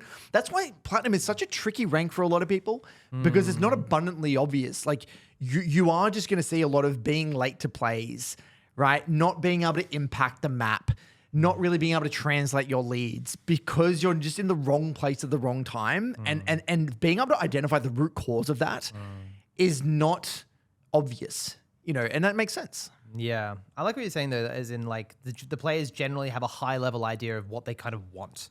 Like, I see a lot of AD carries in Platinum. Maybe they have a really good laning phase. They rotate mid, but they are too focused on, like, breaking the mid tower, and they didn't think enough about the enemy jungler being on one side of the map and they just die and ruin a sequence like that. And I've seen with top laners. Top laners specifically, notoriously, we're going to get very good at their 1v1. They know how to get a lead. They know how to deal damage. They don't know how to be there for major neutral objectives. Yeah. That's the sort of mistake we're seeing. Or they're pressuring a tier 2 when their team is in base and they're dying. Yeah. So top laners are just never syncing up with their team. They don't know where to be at the right place at the right time. And if they do, it's very sparingly. Yeah. They will do it every now and then. consistent. It's not exactly. Yeah, they yeah. don't understand how to reach that conclusion in a reliable manner. And I think that also ties into, like, ability usage or, like, ulti usage. Timing your ulti around when the objectives are coming up and stuff. That just doesn't happen in Plat. No, People are just doesn't happen in pegging Plat. out spells, using sums. There's not that level of sophistication yet. No. Okay, anything else before we move on to champions for I platinum? think that's the main things for platinum. Yeah. So some interesting findings in the champions. Nocturne has increased 2 ranks in terms of good champions. So fitting our bit more strategic people getting caught, a lot more on sides for that. Garen has dropped a bit, as well as Malphite and Malzahar. So they've dropped. They're still on this list, but they've dropped a little bit. And Nami has appeared out of nowhere. Yeah, so Nami is, like, one of our top 3 recommendations in Bot Lane Academy for, like, below Emerald generally. Nami is just incredibly useful. Very useful champion. I guess in Platinum, you probably just have a bit better execution, so you can use the more harder spells like the Q and the R. But yeah, Nami's just powerful, mate. Nami's just very powerful, very easy to execute once you kind of get a baseline understanding. Yeah. And the Garen Malphite might be dropping a little bit because people are better at laning. Yeah, I would say sophistication and laning. I would also say as well, if you're a Malphite, you're not going to get those easy picking wins as much as you would otherwise, right? You can't just, like, be a shit laner, drop waves, group and fight. You're gonna verse some good laners. People know how to play the side lane a little bit better. They're going to pin you down a little bit better. One thing we actually haven't sort of talked much about is matchup understanding. Is matchup understanding more for Emerald or Platinum? You sort of need to... No, you're constantly working on your matchup understanding from silver onwards. It never disappears. It just evolves. So I guess I probably should have mentioned that. It's a good question because for top laners, bot lane, I'm assuming it's the same, and mid lane, it's always a part of the conversation. And what you learn as a silver player in terms of the 1v1 is going to be different to the way that matchup will play out, or the 2v2 blueprint, the way that will play out in platinum or in gold or in emerald. And it's just going to evolve. So you just keep getting more and more details. Exactly That's how right. it looks. You start high level, like if I'm playing a range matchup, I want to play for shove, and then maybe in gold you talk about some more specific interactions. In platinum, maybe we start incorporating when the jungler's on your side and some other things. So it just has layers to it. There's more Levels. layers, exactly right. But it's always definitely a consideration. And if there are platinum players that just need to level up their lane, sometimes that's just the archetype of player that you need to work with before we even get into the mid game. We need to do some work in that early game, especially for players that have gravitated towards simple laners, right? Like if they come from that Malzahar Veigar background, maybe they do need to spend a little bit more time in the lane, especially if they go into a more complex champion. And the last thing for the champs is still no AD carries, Charles. But next Emerald there is. This is... Well, it's no Smolder's there. Smolder's yeah, obviously the Smolder. That's really interesting. Okay, so that brings us now to Emerald. Elo hell. We're calling Emerald not Elo Hell. We're calling Emerald extremely good players. Now, people watching this are going to lose their minds over that we're calling this rank extremely good players. 10% of the player base, so a tenth of the player base is Emerald. Wait, when you've been saying these percentages, it's not 10%, right? Sorry, it's not the top 10%. It's just 10%. Yeah, 10%. Exactly right. Just, Okay. How much percent of the player base is Gotcha, in it? Yes. gotcha. So, hardest rank for most people, Elo Hell. Yeah. Thank God you said it. So I think it's quite intuitive as a coach. You're working with a lot of Emerald players. It is anecdotally from everyone we talk to the hardest rank. Actually, probably one of the hardest ranks to climb through the entire solo queue ladder. It's the brutalizer. Yeah, it is the brutalizer. You're getting thrown into the meat grinder. Hell in a cell. And when we say that, it's not like we're challenger players and they're struggling in Emerald. It's like if you're actually like If you're an you're Emerald, an Emerald progressing. player and climbing progressing through the ranks, you're going to have the Yes. hardest time in Emerald. So if you're better than Emerald, then yes. it's fine. It's So like a normal rank. don't believe the YouTubers who are high Elo and they're saying Emerald's Elo Hell. They're still rocketing through it. Yes, They of just course. just see some weird stuff. They just label it. It's just for content, all right? Yeah, For it's good views. call. So there's a few reasons as to why Emerald is such a challenging rank to get through. Yes, the level of play does ramp up significantly. When you're in Emerald, you're in that this is only, we're talking a very small minor part of the play base. People are very good. There's a lot of people with champion mastery. People have expanded mental stacks. People have much cleaner and consistent fundamentals. Their execution better, all that stuff. But People most can close out games. So the wins. people can translate leads. Yes. They can snowball out of control. And then that's why it feels a little bit hopeless because this is where you need to start really learning how to lose. You will lose Yes. just Can you- flat out games in Emerald. Can you find the average game time and see how that changes? So while in you're Emerald? doing that, I just Yeah. want to quickly talk about, I think a big part of the challenge of Emerald is that this is where ego really starts to Massive. become a massive problem. And it's interesting because the way I view Emerald players, right, is they don't know how much they don't know. So what's happened? So the way, imagine you've got kind of two mountains next to each other, right? We're using like an analogy or a metaphor here, right? You've kind of got a small mountain next to Mount Everest, right? So you got Mount Everest in the background, this huge, let's look at this picture here. You got one of these small mountains and next to like a huge mountain. Emerald players are at the top of a small mountain, but they don't know that there's another mountain, or they're not aware, or they're not consciously thinking or logically trying to understand that there is another mountain. analogy. Or like it's like in Australia, we have primary school and high school. You're the big kid. You're the big kid. You're the biggest kid in the small school. But the moment you go into high school, you go to year 7 or whatever it is, you're now this year 12's there. Holy shit. Like I'm the small kid in the... That's exactly the way you want to think about Emerald. You're the big kid in the small little school. Okay. And so as a result, what that happens is that you know how good you are. You know that you've learned a lot about the game and you can shit on gold players and platinum players and silver players. You're strutting your way through the games. You're thinking, look at this. I can snowball a game. I'm great mechanically. I can do all these things. So a lot of Emerald players are very proud. There's a sense of hubris. There's this, you're walking with a proper gait, right? And when you've got hubris confident with 4 other hubris confident people in the same game, that's where the ego, the Elo Hell comes into play. Because it's very difficult for an Emerald player to accept that they are the one responsible for losing games, because everyone now is looking to point fingers, because as your game knowledge expands, your awareness of other people's errors also becomes abundantly obvious. Yeah, So judgment. Yeah. Your judgment. So most Emerald players fall into the trap of this kind of judgment mindset where it's like, look at my bot lane doing this, look at my jungler, they should be doing this, because everyone has very strong opinions about what the jungler, because everyone has a crystal clear idea about how they win a game. They know what it's like to get fed on their They've won a lot of champion. games. They've won a lot of games. They've carried a lot of games. They want to be that carry. They want the game to revolve around them. That's what's got them a lot of the time to this rank. So now there's like this moment in every Emerald player's journey where they need to start accepting the difficulty of the game. Right? That's step number 1. Before you start to get into the details, before you start to work on your pools, before you do anything, you must have an honest conversation with yourself and understand that League's a very, very, very hard game. There's a lot you don't understand about the game, and you're just in the small kiddies pool, right? We haven't even got in. We haven't stepped foot in the big pool yet. There's a whole ocean out there. Strap in, take a step back, and understand that there's a lot to learn. And talking about the understanding of the game, obviously junglers are more so like macro sort of focused and win condition. Emerald junglers, when I get an Emerald coaching session, these are the players that huge big jump difference from Emerald to Platinum, by the way, for junglers. Like you can clearly see they actually have a really good idea about the game. A lot of obviously inconsistency there, but you can easily differentiate between an Emerald and a Platinum They're very jungler. confident. Emerald players typically are very confident In their gameplay. In their game, they're very confident in their gameplay. And decision making.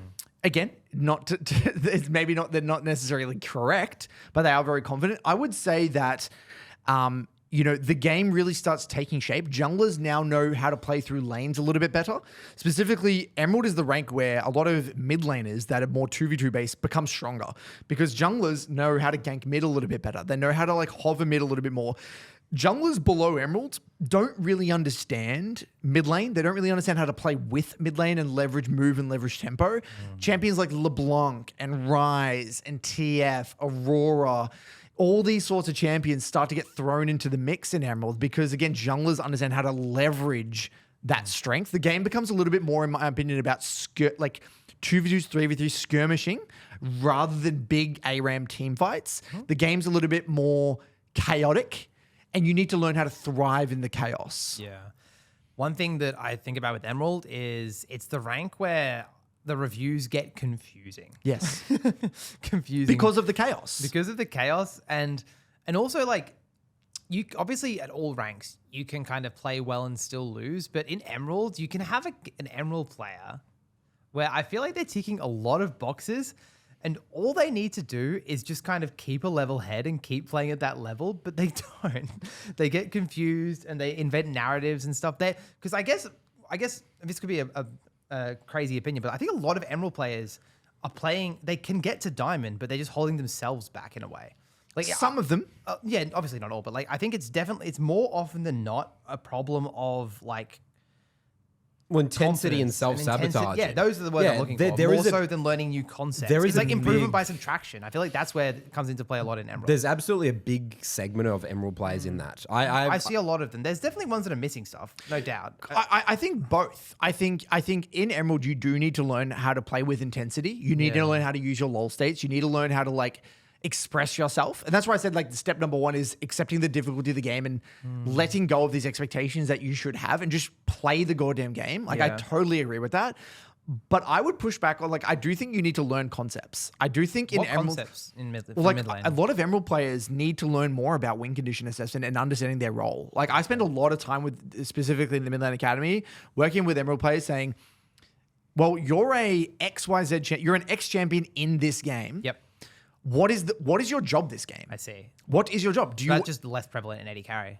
Yeah, right. That's probably, for jungle, it's a role thing, I think. Yeah, with jungle, everything Curtis is saying is what I'm focusing on. It's win condition assessment, role of my champion in this game. I need to start thinking about what my teammates want to do. Yes. That makes sense why it's different. And even with top laners, I would say this is the case. Top laners and mid laners and junglers, you need to start thinking, how do I win this game? And it does. I always say this, sound like a broken record, but it doesn't need to be correct. It just needs to have intention. Yep. If you're playing Kennen and you think you want to split push top and call for hover top by your jungler and dive the tier 2, then make the fucking call.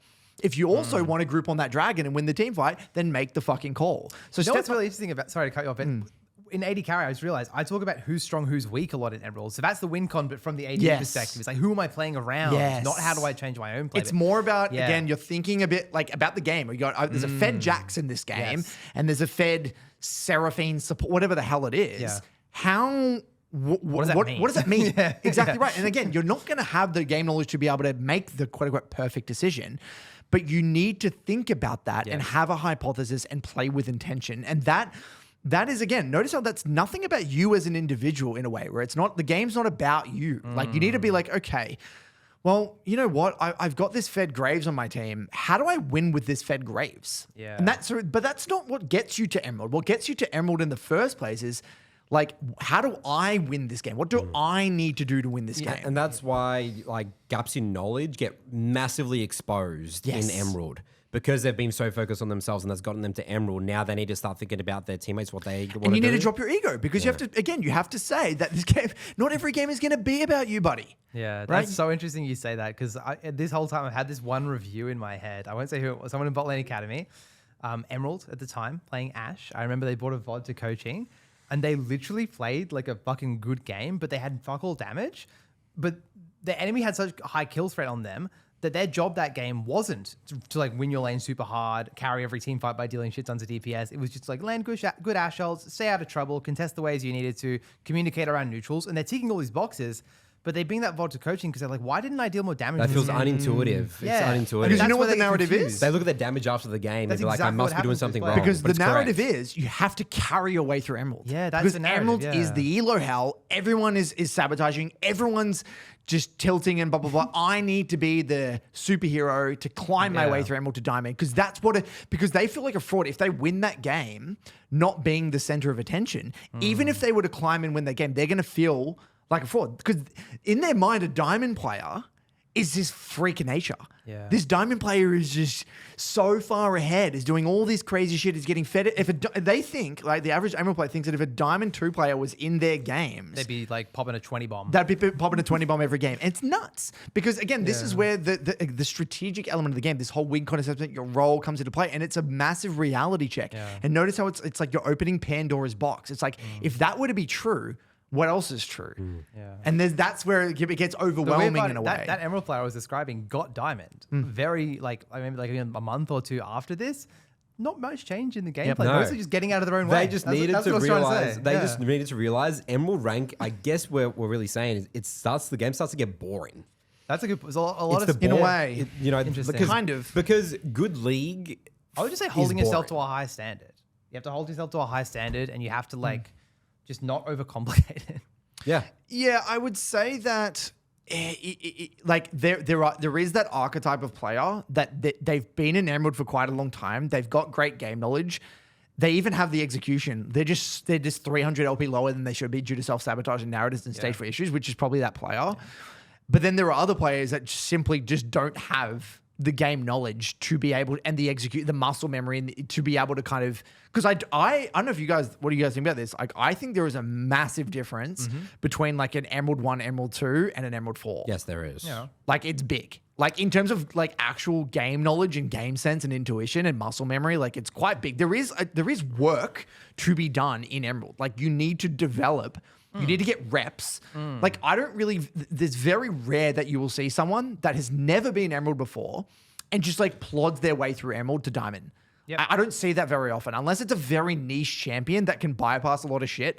Most players need to put in the legwork in Emerald. It's kind of like Yeah. a plateau point that needs to be like, there's work to be done. That's a good point. I mean, everything we're talking about here, like the process of a player going through Emerald, it's still going to look like I'm going into the review, I'm getting specific on the areas I need to improve on. And obviously there's trends, but that changes person to person based on the champion you pick and your strengths and weaknesses.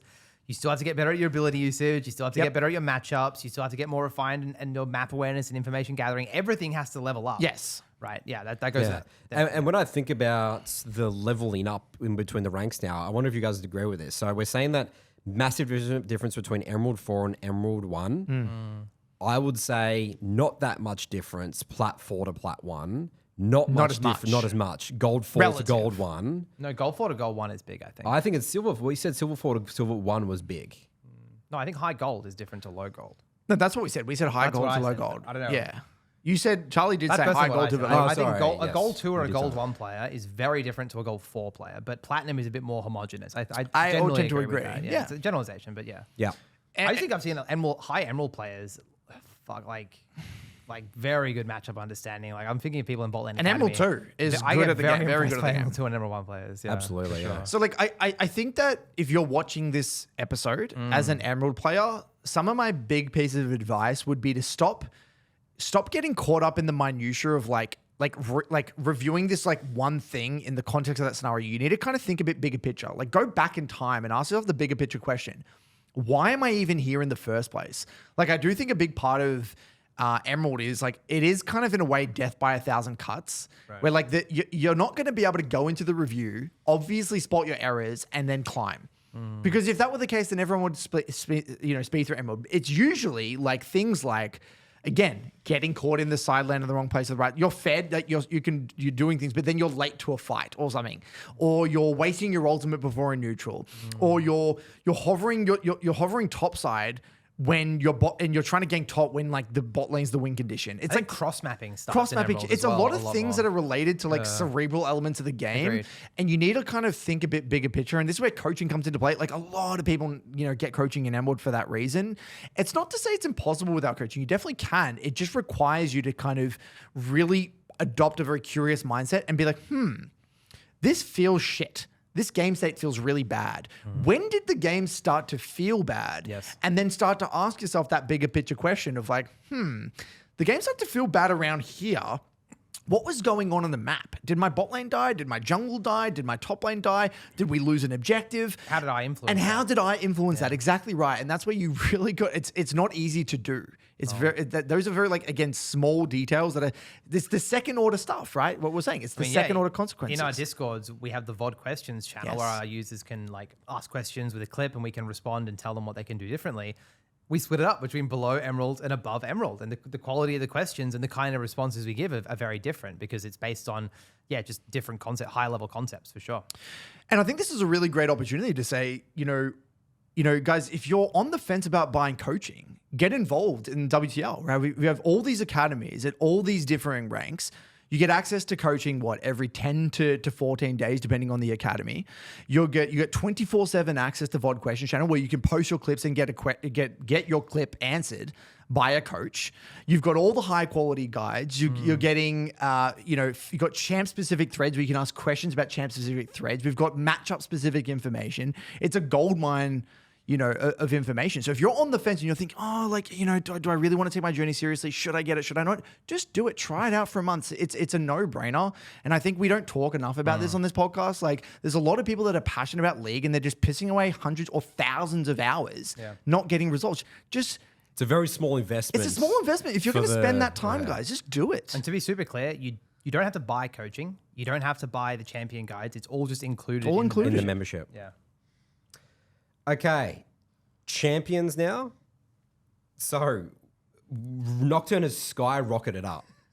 Now, win condition assessment, junglers actually can play like you can sort of if you actually get someone ahead, you can snowball them and they might be a little bit more consistent with it. That's my observation there. Do you think intentionality with ult usage as well? Also, games are slower pace, so not slower paces. It could be a lot of chaos in games, but some games are a little bit more structured where it's just everyone knows, wait for Nocturne ults or... Is Nocturne a thinking man's champion? Yes, it is a thinking man's champion. Another champion on this list that is now coming to the conversation at the bottom is Ahri. Ahri was not in that list earlier on. And again, it aligns perfectly with That's what you said. You said that, yeah. Yeah, Ahri. Ahri is a champion that revolves around the mid-jungle 2v2. You're playing more for skirmishes and scraps, which is, We said Ahri was a thinking man champion as well. This is a thinking man's list. We'll get to more in a second. And you've also got Thresh. Yeah. Charles. Thresh has appeared. I can't believe that. I'm actually shocked Thresh has appeared. Honestly, I'm not super qualified to talk about. I've played a lot of Thresh, but I You've played a lot of Thresh, Charles. I have. Come on. Look, I've got 500k mastery points on Thresh. I have played a lot of Thresh. You've played a lot of You've been the Grandmaster with Thresh. Yeah, I was 800 and something LP with Thresh. So what are you talking about? Because that was fucking 7 years ago. That was 2019. Charles outdated. I'm outdated. But yeah, I mean, a lot of that's, again, going to be higher mechanical execution champs start to become a bit more useful the higher rank you go because players can actually have the mental stack to play the map while thinking about their champion and executing well. Thresh is also just one of those champions that benefits from, again, playing the map, roaming, getting more involved. Very cerebral. You're not lane locked, just winning a 2v2 anymore. We're getting more involved. We're attending those mid-jungle 2v2s in mid lane. We're moving to grubs and doing stuff like that. And yeah, the champion just has a lot more use cases. It scales with game understanding. Yep, exactly right. Another support, is Nami still there? Nami is still there, and then and Milio. Yeah. Milio is very Is that just a meta interesting. thing? Well, actually, I'm not really across Milio at the moment. Well, I would say Milio definitely is a champion that scales with game understanding, right? In order to get value from Milio, you need to know a lot about, right? How are you using your Q? When are you timing your ultimate? There's a lot of things like again, we're moving away from the very basic. There's a lot of champions that, for example, the Seraphine and things like that. Malzahar's gone, by the way, from this Malzahar's list. gone. But we're moving away. As you can see, there's champions with higher skill expression that require a little bit more bigger picture thinking in order to get maximum value from the kit. Another good trend I've noticed, pretty much every one of these champions is good at setting up their teammates more as well. Like Milio does that, Ahri does that, Thresh does that. They're all good at playing, I guess, more with other people on their screen. And Nocturne, as well. And we've got 80 carries. Jinx and Ash have Thank God. arrived. Isn't that interesting? Those are another two Fascinating. thinking man champions. Jinx and Ash. Like, it's really useful. Yeah. I mean, Jinx is definitely just a good champion across all ranks. Like, Jinx, you can start playing in people gold also for sure. will play more around you. You know what I mean? That's As a good well. I point, think it was yeah. vice versa. Like Yep. 80 carries are getting better Yep. and more common and more cerebral, but also like if people know if I have a fed Jinx on my team, I can peel for my Jinx and Yeah. that Jinx is going to win the team fight, right? Yeah. So like that's another element as well. Yeah, and again, the game becomes more around playing around neutral objectives. Obviously, Yes. Jinx likes those structured 5v5s, which again, Jinx is very good at. And also, people are just bombing laning phases less. You know, they're just not dying to random stuff in lane. All right, Diamond.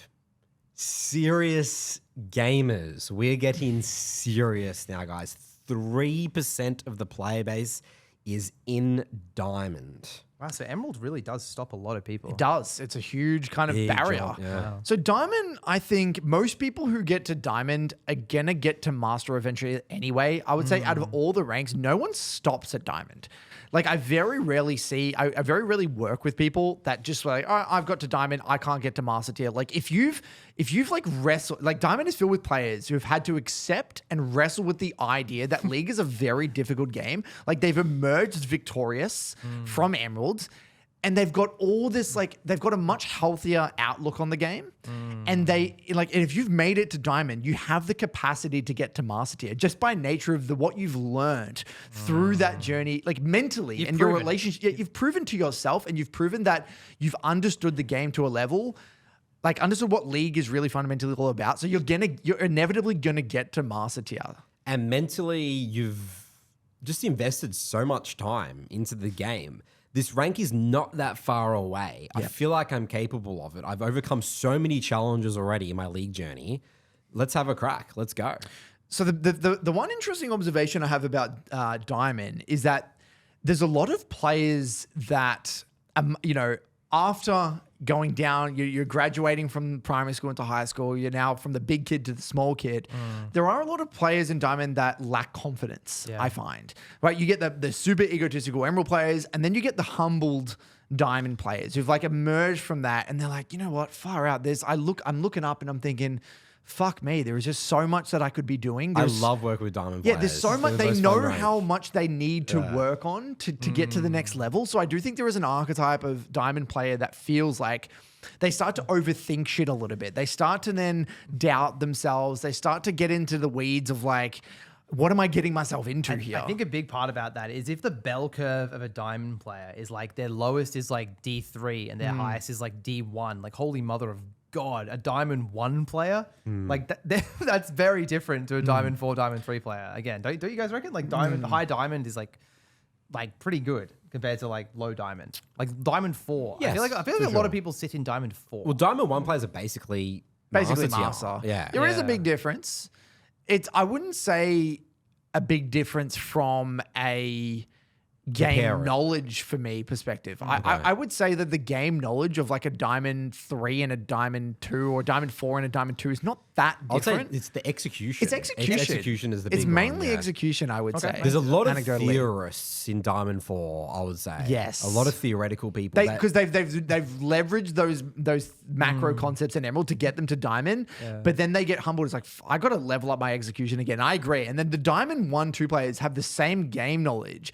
They've just put in the reps and they've got that. They've got way better execution. I would tend to agree with that. So moving on, like I do think that win conditionment, again, we're still working on win con assessment. We're still working on your role. We're really, I would say you don't really need to learn new concepts to climb to master tier, right? We're just keeping it same old, the same concepts. Literally, if I'm working with an Emerald player and a Diamond player, I'm literally covering identical things. I'm covering win con assessment. I'm covering grouping on neutrals, your role, threat assessment, all that stuff. For jungle, though, We're tightening screws. for jungle, I am really emphasizing new concepts like the importance of dive in. Dive in and trade insides of the map hard, like fast, like really it's the quick fast in tempo. thing, Nathan. I would think it's more the speed and efficiency. I'm pushing speed and efficiency. How quick are you at making those decisions? Are you able to identify that you can't contest that neutral? Are you identifying that you need to reset like now? Like you need to be shoving this wave now, not like 4-5 seconds later. You need to already identify now. Like it's the speed. It's all about Tempo, speed and efficiency. That's what I'm pushing a lot. Like again, they have all the information. They just don't have the mental capacity to be able to pick up on those cues fast enough to kind of get them to the right place at the right time. That's the speed. That's the key. Yeah, I think economy is something I talk about a lot in Diamond. Again, it's probably just tied to the speed thing, just like getting on waves fast, getting back to mid and neutral, knowing when to trade off an objective and do a capital injection on the opposite side. Knowing just like saying no to neutrals is just rewarded in Diamond way more than previous rank. I mean, same with High Emerald, it's kind of similar, but those are like mandatory things. If you fight one bad dragon as an 80 carry in Diamond, see you later. Like that game just becomes way harder to win. I think I do spend a lot of time on team fighting. Positioning in fights, a lot of execution in fights. Like I'll go over major team fights and really start being critical with your ability usage, positioning, target selection, fog usage. I'll really start to go back to like fighting a lot. And another one as well, I don't know what you guys think about this, but like pools. I don't really want people altering their pools too much in Diamond. Like, I think what's got you to Diamond, I want to see you double down in a way. Like, I feel like if you've got the momentum climbing through Emerald, like, let's just make that push to Master, and then we can reinvent the wheel. I've literally had conversations just recently in the academy of some guy that Wukong, and he... Yeah, I said push to Wukong to Master. We did that, and then now we can start learning champs and revisiting. Yeah. Interesting. That's a good observation. I feel. Do you get this where people try and reinvent themselves too much Yes. in Diamond? Yeah, That's, they do. I They do, really yeah. do because maybe they feel like they have permission. It's to the try low something. confidence thing, I think. It's like I now realize I got a lot to work on. Do I need to just go back and learn these other things? They keep thinking like that. I'm like, just stay as is. You're doing a great job. Keep it. You got momentum. Because if you were to go, right, if you were to learn a new champion in Diamond, you're going to go back to Emerald. You're going to have to do that whole thing again, you know, and learn the game through that lens. The players that make the climb from the Emerald to Master tier are the players who love their champion. I've actually found that's a speed run. I think if you go from Emerald to Master, like if you have like one champion that you love, you can have other champs. You should have other champs in your pool as well. But usually a core one champ that you're really That gets passionate them to about, Master. That gets you to Master. Yeah. It's interesting because something we didn't talk maybe enough about in Emerald is that I'm a massive advocate of champ pool cycling in Emerald. Like I do think it is worthwhile in Emerald to cycle through champs to get different perspectives on the game.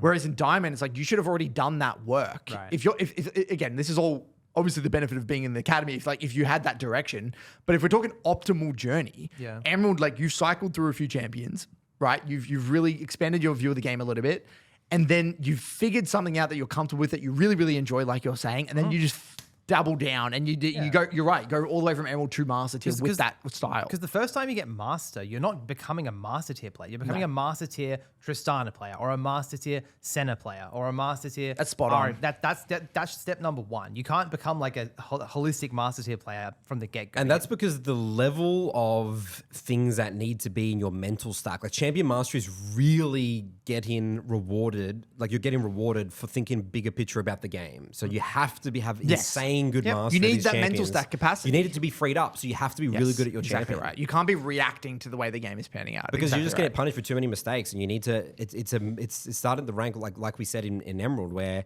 it's about what your team, less about you. You already know what you want. Now it's about your teammates, with you. Yeah, and if your champ pools are cycling in Diamond too frequently, or you're pivoting your pool or reinventing yourself, you simply can't. You're starting from scratch every time. Yeah, you can't develop the level of mastery required to have a freed up mental stack. That's just the case. Spot on. So the mental stack rank, I guess we could maybe also freed up, focus on champ mastery. Okay, should we move on to champions now for Diamond? Yep. All right. What do we got? Ari's going up, Curtis. Going up in Katarina appeared out of absolutely nowhere, rocks up to number 4. We've got Rek'Sai here, level insanely good win rate, by the way, at the moment. Number 6. Again, I'd say Rek'Sai. That's an interesting one because you could probably still get away with pretty, I'd say, illegal ganks. You can get away in Diamond that you wouldn't be able to get off with playing against Grandmaster or Challenger laners as Rek'Sai. But also, you can snowball and close out games because your laners will actually snowball the game. That's my theory around Rek'Sai is here. Thresh and Nami are still here. Milio's disappeared. Jinx, Brand just randomly appears. Lee Sin and Ashe. I feel like it's hard to hypothesize really why these champs are here. It could be a combination of meta. I don't know. It's hard to say really. Karthus was number 2, by the way. Interesting. Yeah, I don't know. I don't really want to hypothesize. I don't think it's overly helpful for us to, get too in the weeds. If anyone has a hypothesis about some placements here, feel free to let us know in the comments. But again, the best way to do it is pick your guy. Pick your champ that you're going to specialize in. It doesn't really matter what it is. We're not really getting into meta in Diamond or Emerald, really. No. It's in the conversation, but it's very, very minor. We're still... It'll make it moderately easier, but any champ you can get a master Any tier champ. with, Yeah, of course. could we comfortably say that you can get to Master Tier on any champion in within the game? with the role. Like, On any actual AD carry, Yes. absolutely. Yes. Absolutely. No questions asked. Yep. No questions asked. I think most people, you could play the most odd, champion in any role. Yes. Like you go to let's say you go to some tier list online. It's got a D tier, E tier. You get to Master Tier playing them 100%. Yep, agreed. Okay, moving on to Master Tier now. We're calling this Base Camp of Mount Everest. Curtis made a master tier manifesto, which will be linked right now. Yes. So You can watch after this video, not now. Watch it after. So we've gone through people saying really good, players, extremely good for Emerald, and now people are feeling like it's what the hell? Like, I'm just in basic. I'm just starting my journey again. Mountain number 3. Yeah. It's mountain number 3. Yeah, and this is Guys, you're very passionate about I'm master tier. extremely passionate about Master Tier. I've got my whole video on it, like you mentioned. I want to start this section with this. When you're getting into Master Tier, you need to mentally kind of, I guess, accept the fact that now you're just an ant on the boot of a challenger player. You're just a bug at the bottom of a challenger player. That's how big of a difference you are. That's the size difference. And this is something that can be both exciting and demoralizing. Some people get very, very caught up in the fact that, oh my God, I'm so much worse than a challenger. And they get into this pity party bullshit mentality where it's like, poor me. But you can view it in a very positive way. It's it's fun to just then view it as a marathon. View it as again, you're climbing to the top of Mount Everest. It's a journey, right? It's you're in where do the hobbits live in Lord of the Rings? Hobbiton.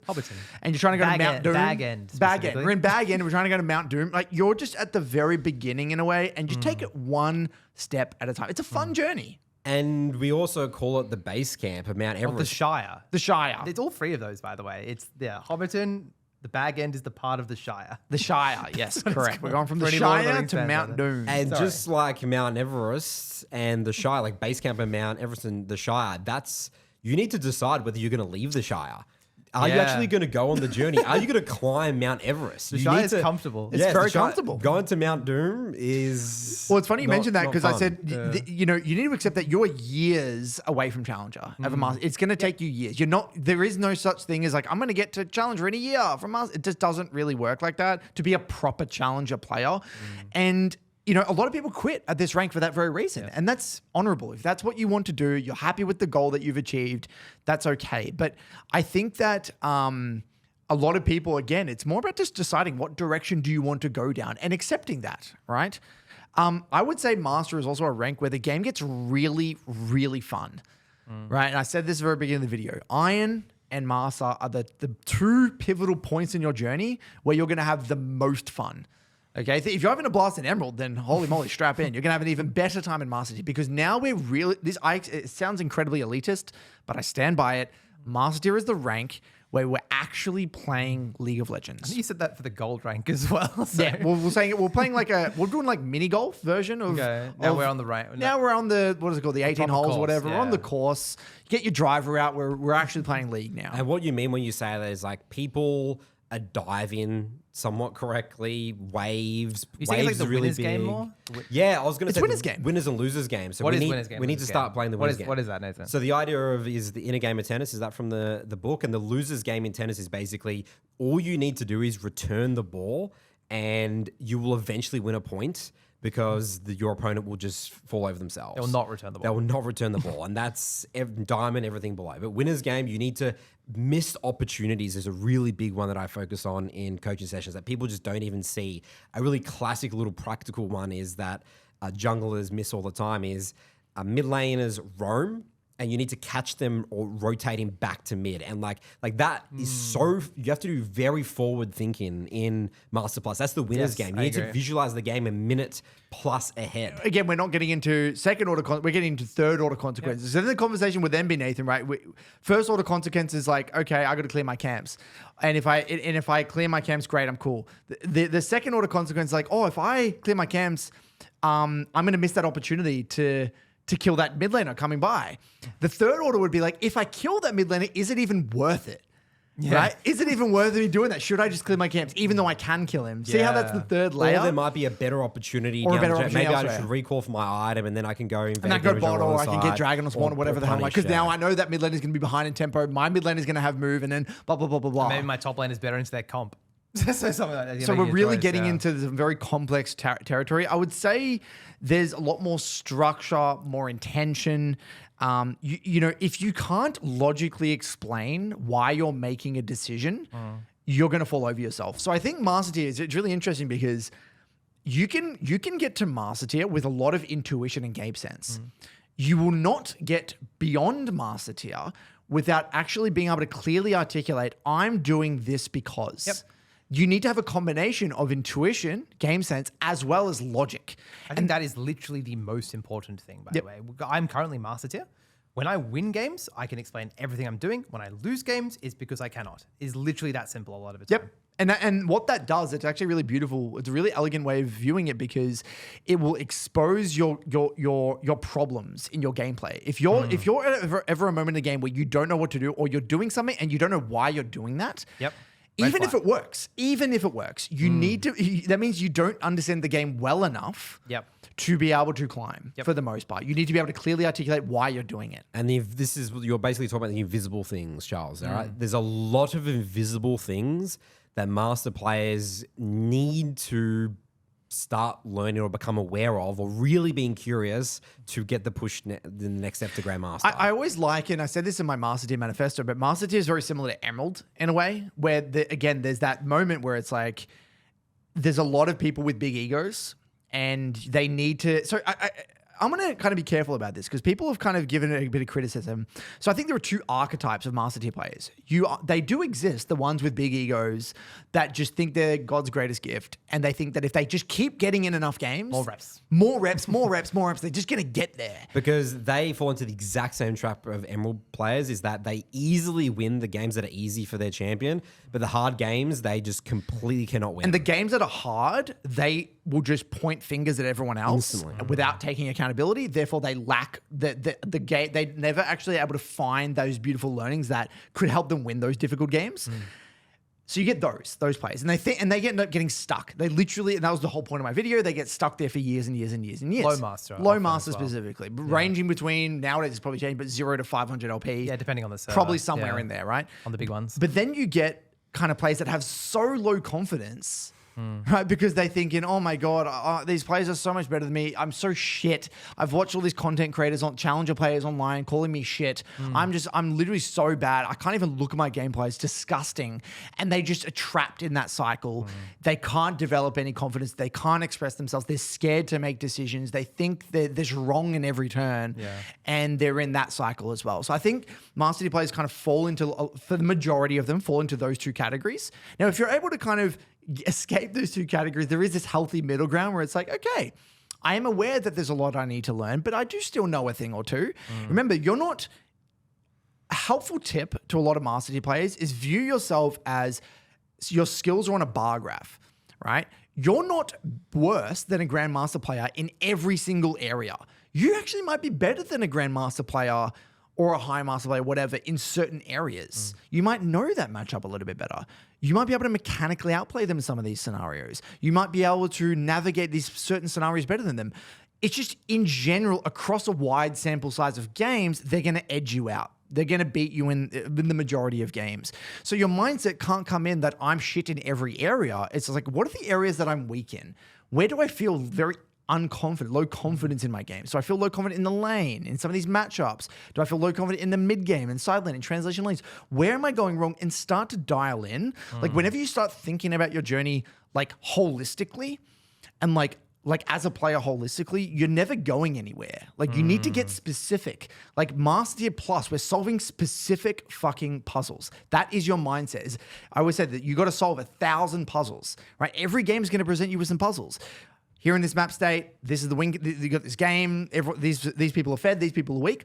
How do I win this game? Now, if you don't know from that point, do I go top? Do I go bot? Do I do the dragon? Do I give it? These are moments, puzzles that you need to be able to solve. And this is where reviewing is so essential to find these invisible things, because it is impossible for you to find them during the game. It's absolutely impossible. Yeah, you're right. There's too much going on. There's too many biases that you have. Maybe you're still looking too much. We don't have the mental capacity. Yeah. It's impossible. There's too much going on. But you are capable of figuring it out yourself. You can do it. You have the game knowledge. You've probably watched, started watching a lot of challenger players or like esports game or streamers, and especially the humble ones that know there's a big gap between challenger. But you must review if you're a stuck Master Tier player, because you can't find it yourself in the game. It's impossible.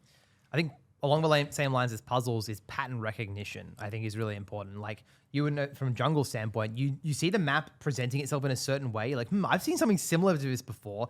Last time this kind of worked when I reviewed it. This is all happening in the subconscious most of the time. You kind of figure out the solution, right? A lot of repeating patterns like, this guy did his raptors into my gromp. I've seen that before. Last time I did this time I'll try that. And just going through that like flowcharty kind of puzzle solve mindset is important as well. Let's talk about creativity. Do you think creativity is important to win games at this rank, or is that Grandmaster Challenger now? It's like we're breaking the rules. When do you, No, Master, there's no breaking the you rules. don't need to be creative. That's exactly what I was like I going said, to it's say. just playing with intention. Again, if you can justify all of your decisions. Beautiful fundamentals, beautiful Yes. champ mastery, Correct. you can get out of Master. Yeah, you don't need to reinvent the wheel. You don't need to be Crazy creative. Now, some can, some do. Sorry, You can. Some do. You don't have to. No, I'm going to say most people don't. Most people who climb through Master Tier are not creative whatsoever. They're just playing a very solid game of League of Legends with intention, flow state, using their LoL sets, gathering a lot of information, and they're just chipping away incrementally until they kind of get to a point where they can be creative, which we'll talk about later. Yeah. I would say big problem areas. Again, we're still working on the same things like tempo, win con assessment, etc. But I would say big theme for me in my Master Tier games is taking control of the macro. Okay. You don't want to be a backseat player. You want to be actively trying to communicate your intention and have your intention recognized. Now, whether or not people ping that off or whatever, that's okay, but you need to be willing to make decisions such as like, I really don't want to fight this. Ping back. You need to use pings and communicate and have your intention felt and known to others around you. Obviously, efficiency. And again, it's really getting into the big picture. I've got these 9 other champions in the game alongside me. How do I want to win this game? And intention, whether or not that's correct or not, is going to carry you through that. Yeah, I think like the difference between like low master and like high master GM is, again, like I feel like they have a very sophisticated understanding of a lot of different champs. Like a lot, like they take champ interactions also go to the complete next level. Like I know what it feels like to be a Jarvan. I'm playing from the AD perspective. I know what it feels like to be a Jarvan here and what that would do, and then how I can play differently around that. Yeah, totally. Well, 100%. We'll get into that later in Grandmaster specifically, but yeah. Fighting, people, not so much, people understand the ults in the fights, but people don't think enough about setting up plays with Rs. I always come back to this review specifically is people don't think enough about like an Ari ult or like a Lissandra ult or whatever and syncing up their entire game plan. It's like, that is the only way I'm going to kill someone, because people aren't going to give you free kills in Master. Yeah, it's the winners losers game thing. I think I would do that in Diamond, actually. Thinking about teammates' ults. I think I would do that back. I think I forgot to say that in Diamond. Yeah, that is important, but like Master, because you can really only get things going. No one's going to die for like a really dumb reason. You need it. It's about flashes and ults. That's really the game. Like that's starting for the winners game. Yeah. Also, just reviewing fights, the way you said that, I think a lot of Master Tier reviews, it's like, okay, laning phase, we're doing some good stuff. Let's just fucking review some fights, mate. Let's go into the especially for 80k. I would actually say though, for mid lane, laning is something that needs to be revised a lot as well. Yep. Like 1%ers in the lane. Well, no, you will get gapped mechanically. Like there is a mechanical element to the game, and it's uncomfortable to talk about. But like you should talk about that. Yeah, like you look at a Grandmaster player and you look at a low master player, they're just landing, you're getting hit by skill shots and they're hitting the enemy hitting their skill shots. Like it's that simple. Like at the end of the day, there is just a mechanical element to the game that requires sophistication in terms of short, long clicks, baiting out abilities, and your ability to do that while also not dying to ganks and warding, leaning and resetting and being aware of your jungler. There is an element of that. And so I always say with master tier players, like we are going to have to probably level up your laning at some point. Now, whether I do that now or whether I do that later with you, it's a matter of like when, not if. And so it's obviously a bit of a shit thing to talk about, but it's just the reality. It'd be delusional because the average low master player that's going to face a genuine grandmaster player, they're going to get dicked in lane. I mean, this happened when I was playing top lane last year. Was it last year? Maybe the year 2 before. years ago. 2 years ago. Time moves pretty quickly. I was master tier, and that was why laning. Yep. It was why. Matchup understanding, I would just get pummeled. By grandmaster players. Master to grandmaster laning, I can't speak. 80 carries a bit less, but definitely when I did top lane, holy fuck, was that crazy. Yeah. Like, grandmaster top laners will just not let you play the game. What I typically see is funnily enough, a lot of master tier players, they're not used to the amount of aggression. Yes, yeah, that's It's what the it aggression. And so a grandmaster will come in and they will try to chad you. And you're either one or two responses. You're either going to bring it on, buddy, let's go. And you're going to match that. Or But you're you going to might get cower. mechanically outplayed. Yeah, or you get, and that's fine. I'd rather someone try to match them and get mechanically outplayed, or they cower. Yeah. And they, oh my God, this guy's getting in my face. He's so scary. Oh, he's so good. I've never seen a Renekton do that before. Yeah. and then they go on the defense and they're in this kind of very defensive and they're scared, they're cowering, they just concede. And then you just get obliterated really quickly. So I do think there is that as well, which is a part of the master to kind of grandmaster experience. Talking about this, back to fun. This just sounds fun, dude. Yeah. Because you say Master Chief is the most fun. I just want to play the so game. good, Get me on the rift, dude. I'm talking about this. Solving puzzles. Sounds so exciting. Yeah, because you can really see improvement in your gameplay still in Master. It's like the last rank where you can like clearly see like things I'm doing this better in my games and I'm actually winning games and getting results for it. Yeah. Specifically mid-game stuff, I would say. You can really clearly see your mid-game improvement. Because you can have a taste of perfection. You can have a moment where you play a fight like, holy fuck, I don't know what I could. I just played that fight so fucking well. That was so cool, you know? Another thing I'm kind of uncomfortable, but we need to talk about is meta is in the conversation. Okay, yeah. But not essential. You can still get to Grandmaster with, I'd say, a lot of weird niche picks. I would say, yes, there are obviously, it's just harder. Like, I think it's important that we recognize that, like, it is going to be harder to go from Master to Grandmaster with Malzahar than it is with Victor. Right? Make of that what you will, but it's I don't want to be delusional here. And It'll take longer. It's going to take longer. It's going to be less opportunities, whatever. That's the reality. And so, yes, it is part of the conversation. Yeah. All right, the champions, guys, for Master, just popping everywhere. Smolder, by the way, is just still the best champion in the game. On this patch. Lee Sin is just rocketed up to 2. Talon, Draven. Talon, fucking hell. Told you. Quinn, Bard, Thresh is still on here. Zoe, Ash, Kindred, Belveth. Karthus went down massively. So, like, champs that like are good at playing the winner's game. It's funny how many what of I'm those seeing champs here. I've played so much.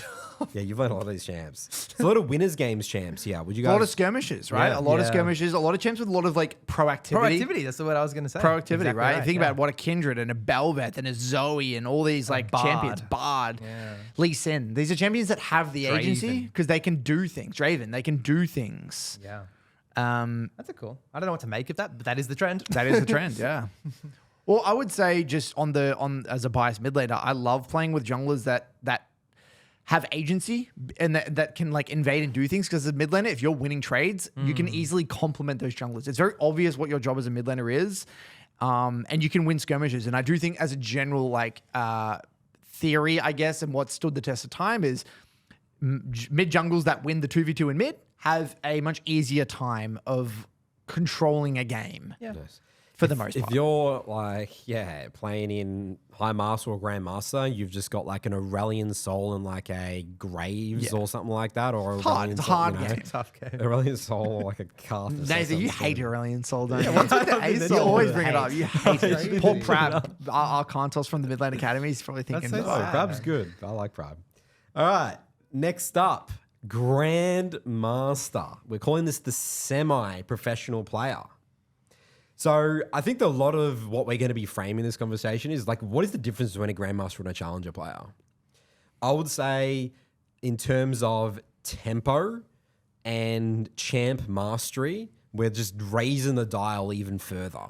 Before I want to get to this, I want to set the tone.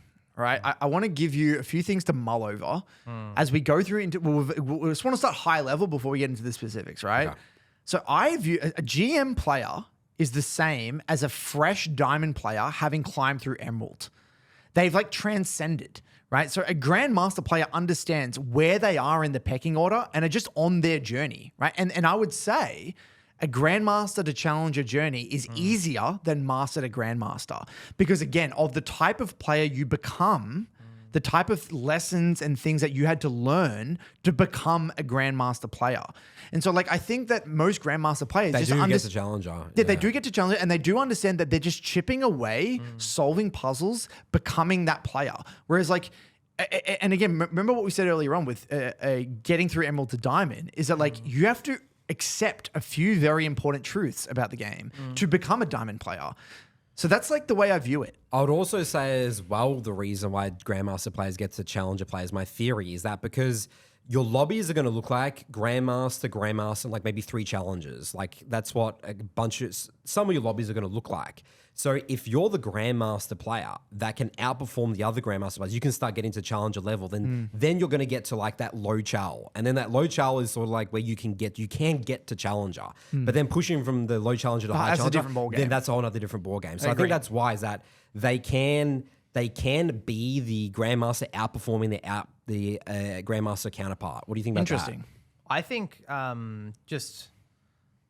what am I thinking about here? So I think that there's a very big difference between a GM player and a GM peaker. Isn't there a difference Yes. here? Oh, for like sure. what you're describing here, where it's easy for a Grandmaster player, easier for them to get to Challenger. A Master tier player who maybe hit GM once or They're not a twice, GM player, though. They're not a GM player. I just want to make that clear. Yeah, right? I think 'Cause, that's something that's it's a really good point, Charles, Yeah. because like a lot of people who've peaked GM or peaked A rank in general, I think this goes without said for the entire episode.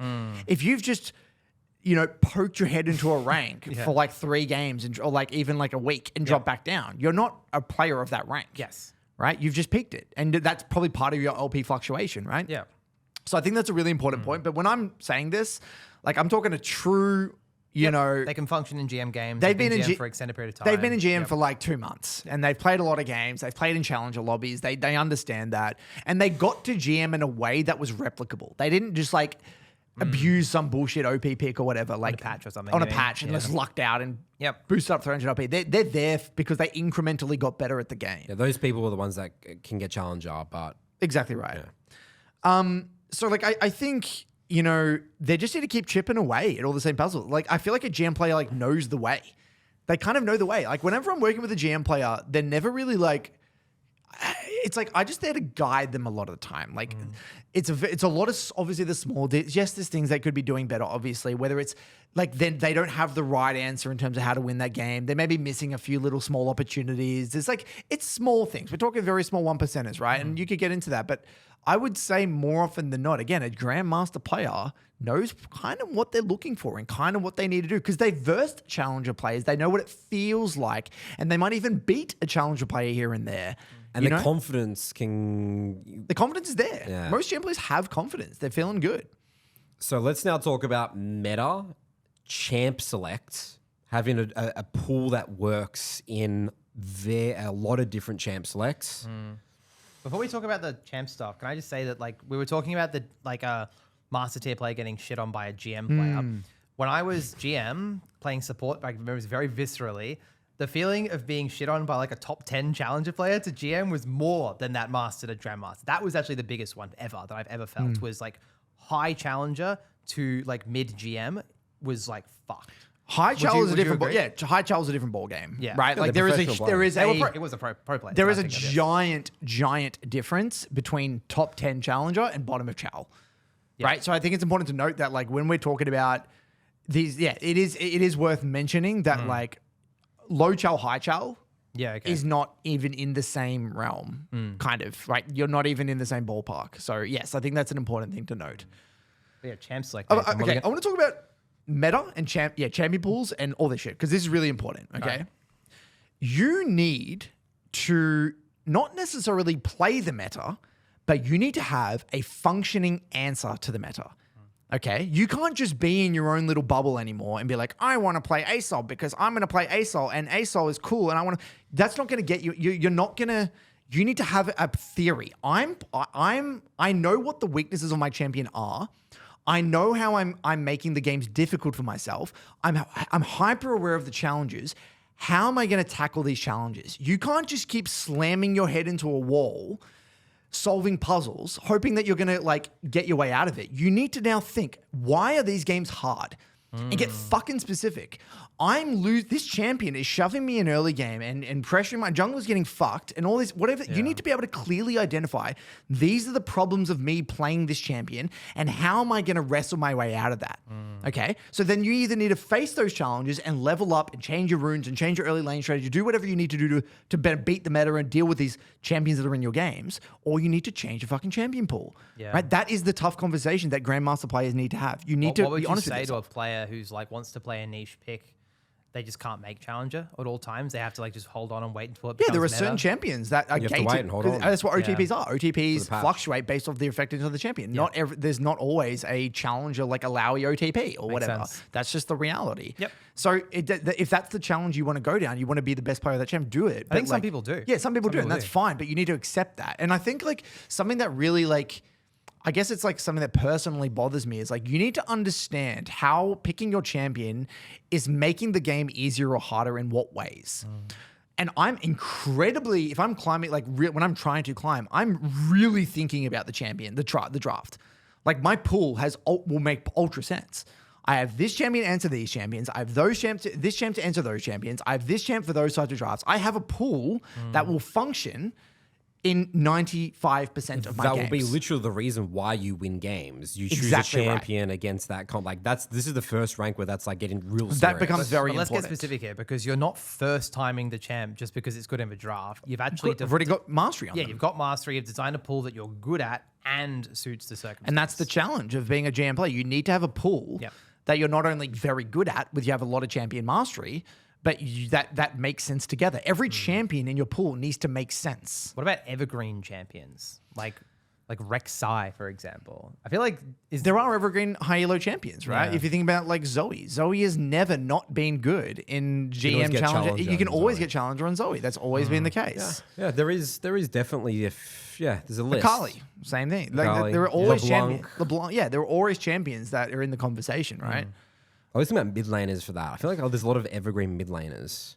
Junglers less Junglers so, is right? very It's meta-y. very meta-y. I Yeah. agree. I think a lot of it depends on server as well. If you're talking about like Korean challenge, Probably Lee Lee Sin Sin always always has Lee Lee Sin, Sin. yeah. Always Lee Lee Sin. Yes. Yeah. Yeah. Yeah. For bot lane, Top laners is very meta. there's always Dravens in the conversation. The Draven's always there, surely.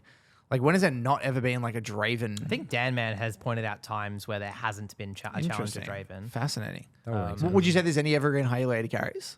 Oh yeah, for sure. I mean, a lot of them like Kai'Sa, Kai'Sa. pretty much Ezreal, Ezreal, yeah. Ezreal's Caitlyn probably as well. Kai'Sa and Ezreal came to mind as the biggest Kai'Sa two. definitely, Ezreal definitely. I'm just trying to think, like, there's no way, I mean, in Korea especially, like, Renekton is probably always in the conversation. Fiora, Fiora. come out of the meta. Probably Ambessa now, Yeah. honestly. Yeah.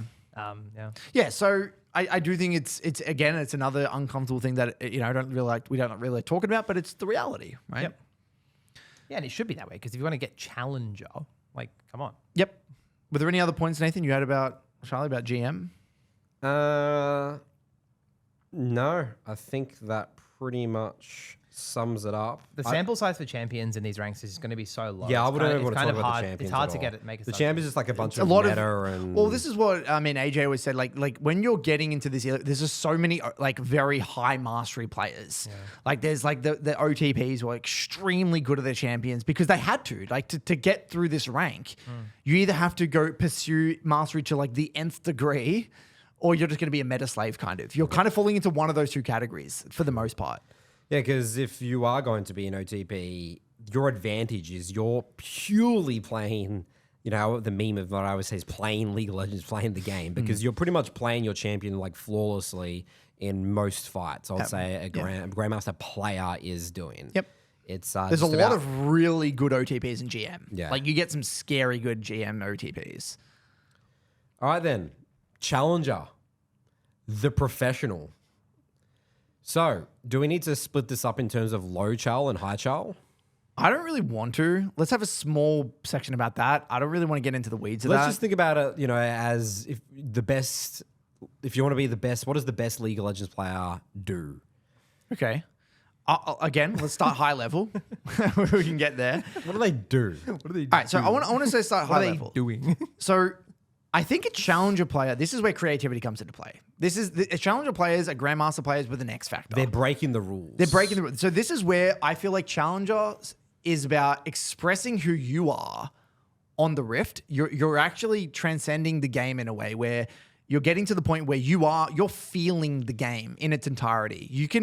A challenger player, right, will look at a game, they will press tab or they look at a game state and they could tell you what the absolute highest percentage way of winning that game is. Okay? Then they'll have obviously the ability to execute upon that. But then on top of that, they're not only factoring in what's objectively the best play from like a win con perspective, but they will read the emotional state of players. You read people's heads. Read people's heads. Yeah. You're living in the game. Like you're not versing you're versing that person. Is how I feel when I'm playing I know straight away. Coach rank in our series is like rank 1. When I'm versing him, because I don't have name tags, I will know it's him from the first 30 seconds. I know it's him. And then challenger level laning and gaming is where they know what you're thinking. I know what they're thinking. And then it's mind games on mind games on mind games. And that's where we're at. That's my Nathan want anti-win That's the anti-win condition. condition stuff. That's what I love about the game. That's the next level where so funny. we all agree there is a proper way to win the game. We're not confused about I've got a fed top, but that's all out of the. We know what each other's doing. Everyone knows what everyone's trying to do and how to win the game. Now where it's like I'm versing Nathan. Right, I'm in Nathan's head, and then that's the next level. There's it's a mind game on a mind game on a mind game, and that actually happens at a macro level, strategically with strategic decisions, and it happens on a micro level.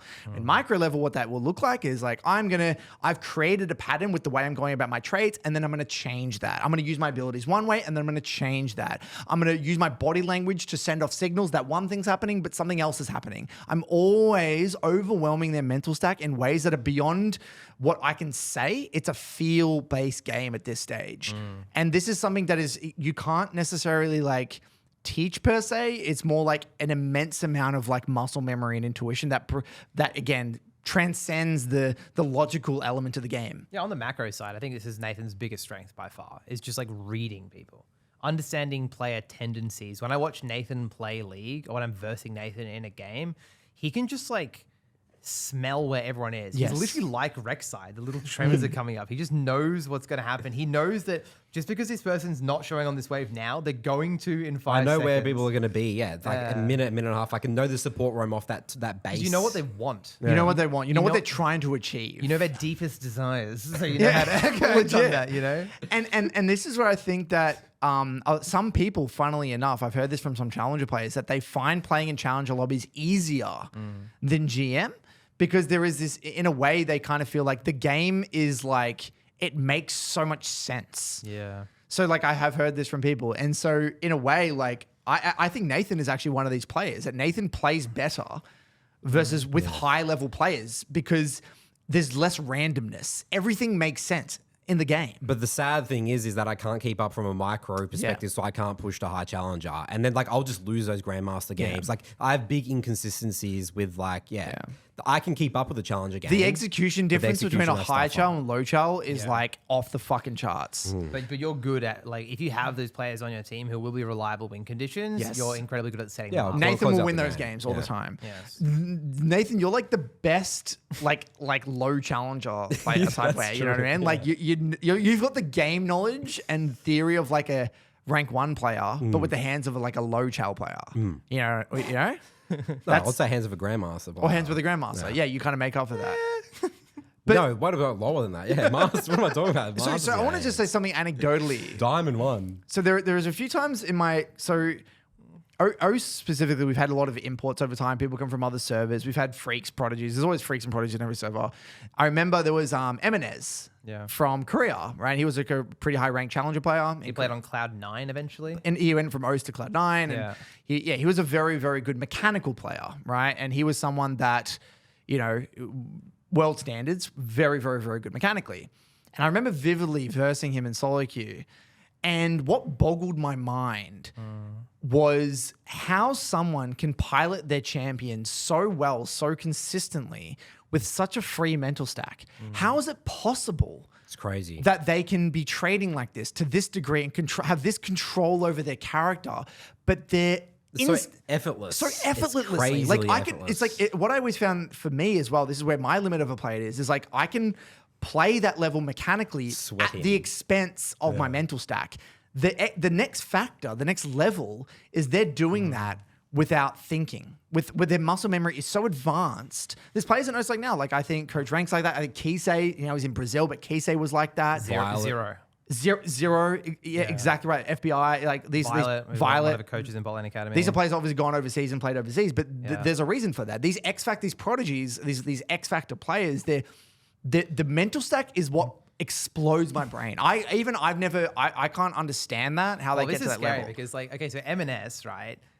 I don't know if you knew this, but he got Challenger. He was rank 1, easily rank 1, effortlessly rank 1. And then he got Challenger doing an A to Z challenge. He played every champ in the game in random roles and got Challenger.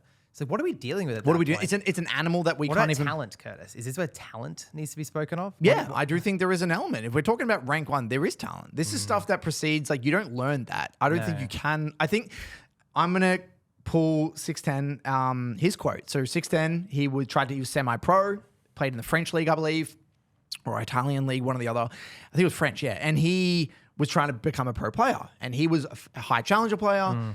And he said, like, he was on this team playing really well. And he said, when I was versing players like Vladdy and these other players, they could just learn champions so much faster than me. What would take me, because in competitive, you need to be able to play every champion. In Fearless Draft, good luck. you need to play every champ basically to like an incredibly high level. And he's like, I could get there eventually, but it would take me too long. And he's like, these players were turning around, picking up a champ in like 2 days, and they're freaks at him.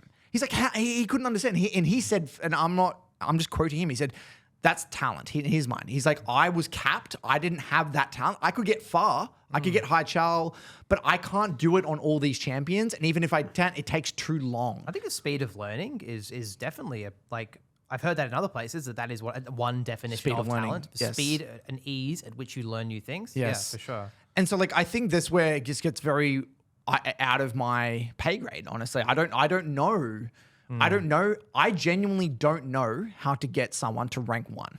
I couldn't tell you that. I'd be lying if I had someone that worked with me to get to rank 1. I could give them ideas and I could point them in the right direction, but I would be a grifter if I said I know exactly the formula to get to rank 1. Wait, Will got rank 1, right? Yeah, I So worked Nathan with Mott. Yeah. Talk to the camera. What happened? Yeah, so long-term student of mine, Will, who back in my days when I had a lot more free time, I would review 5 of his games. Basically, Where did play Will start? every single Where did game. Will start? He started in Diamond when he was 13, 14, and then he was rank 1 when he was 18. And that was me working with him every day for like 2 years.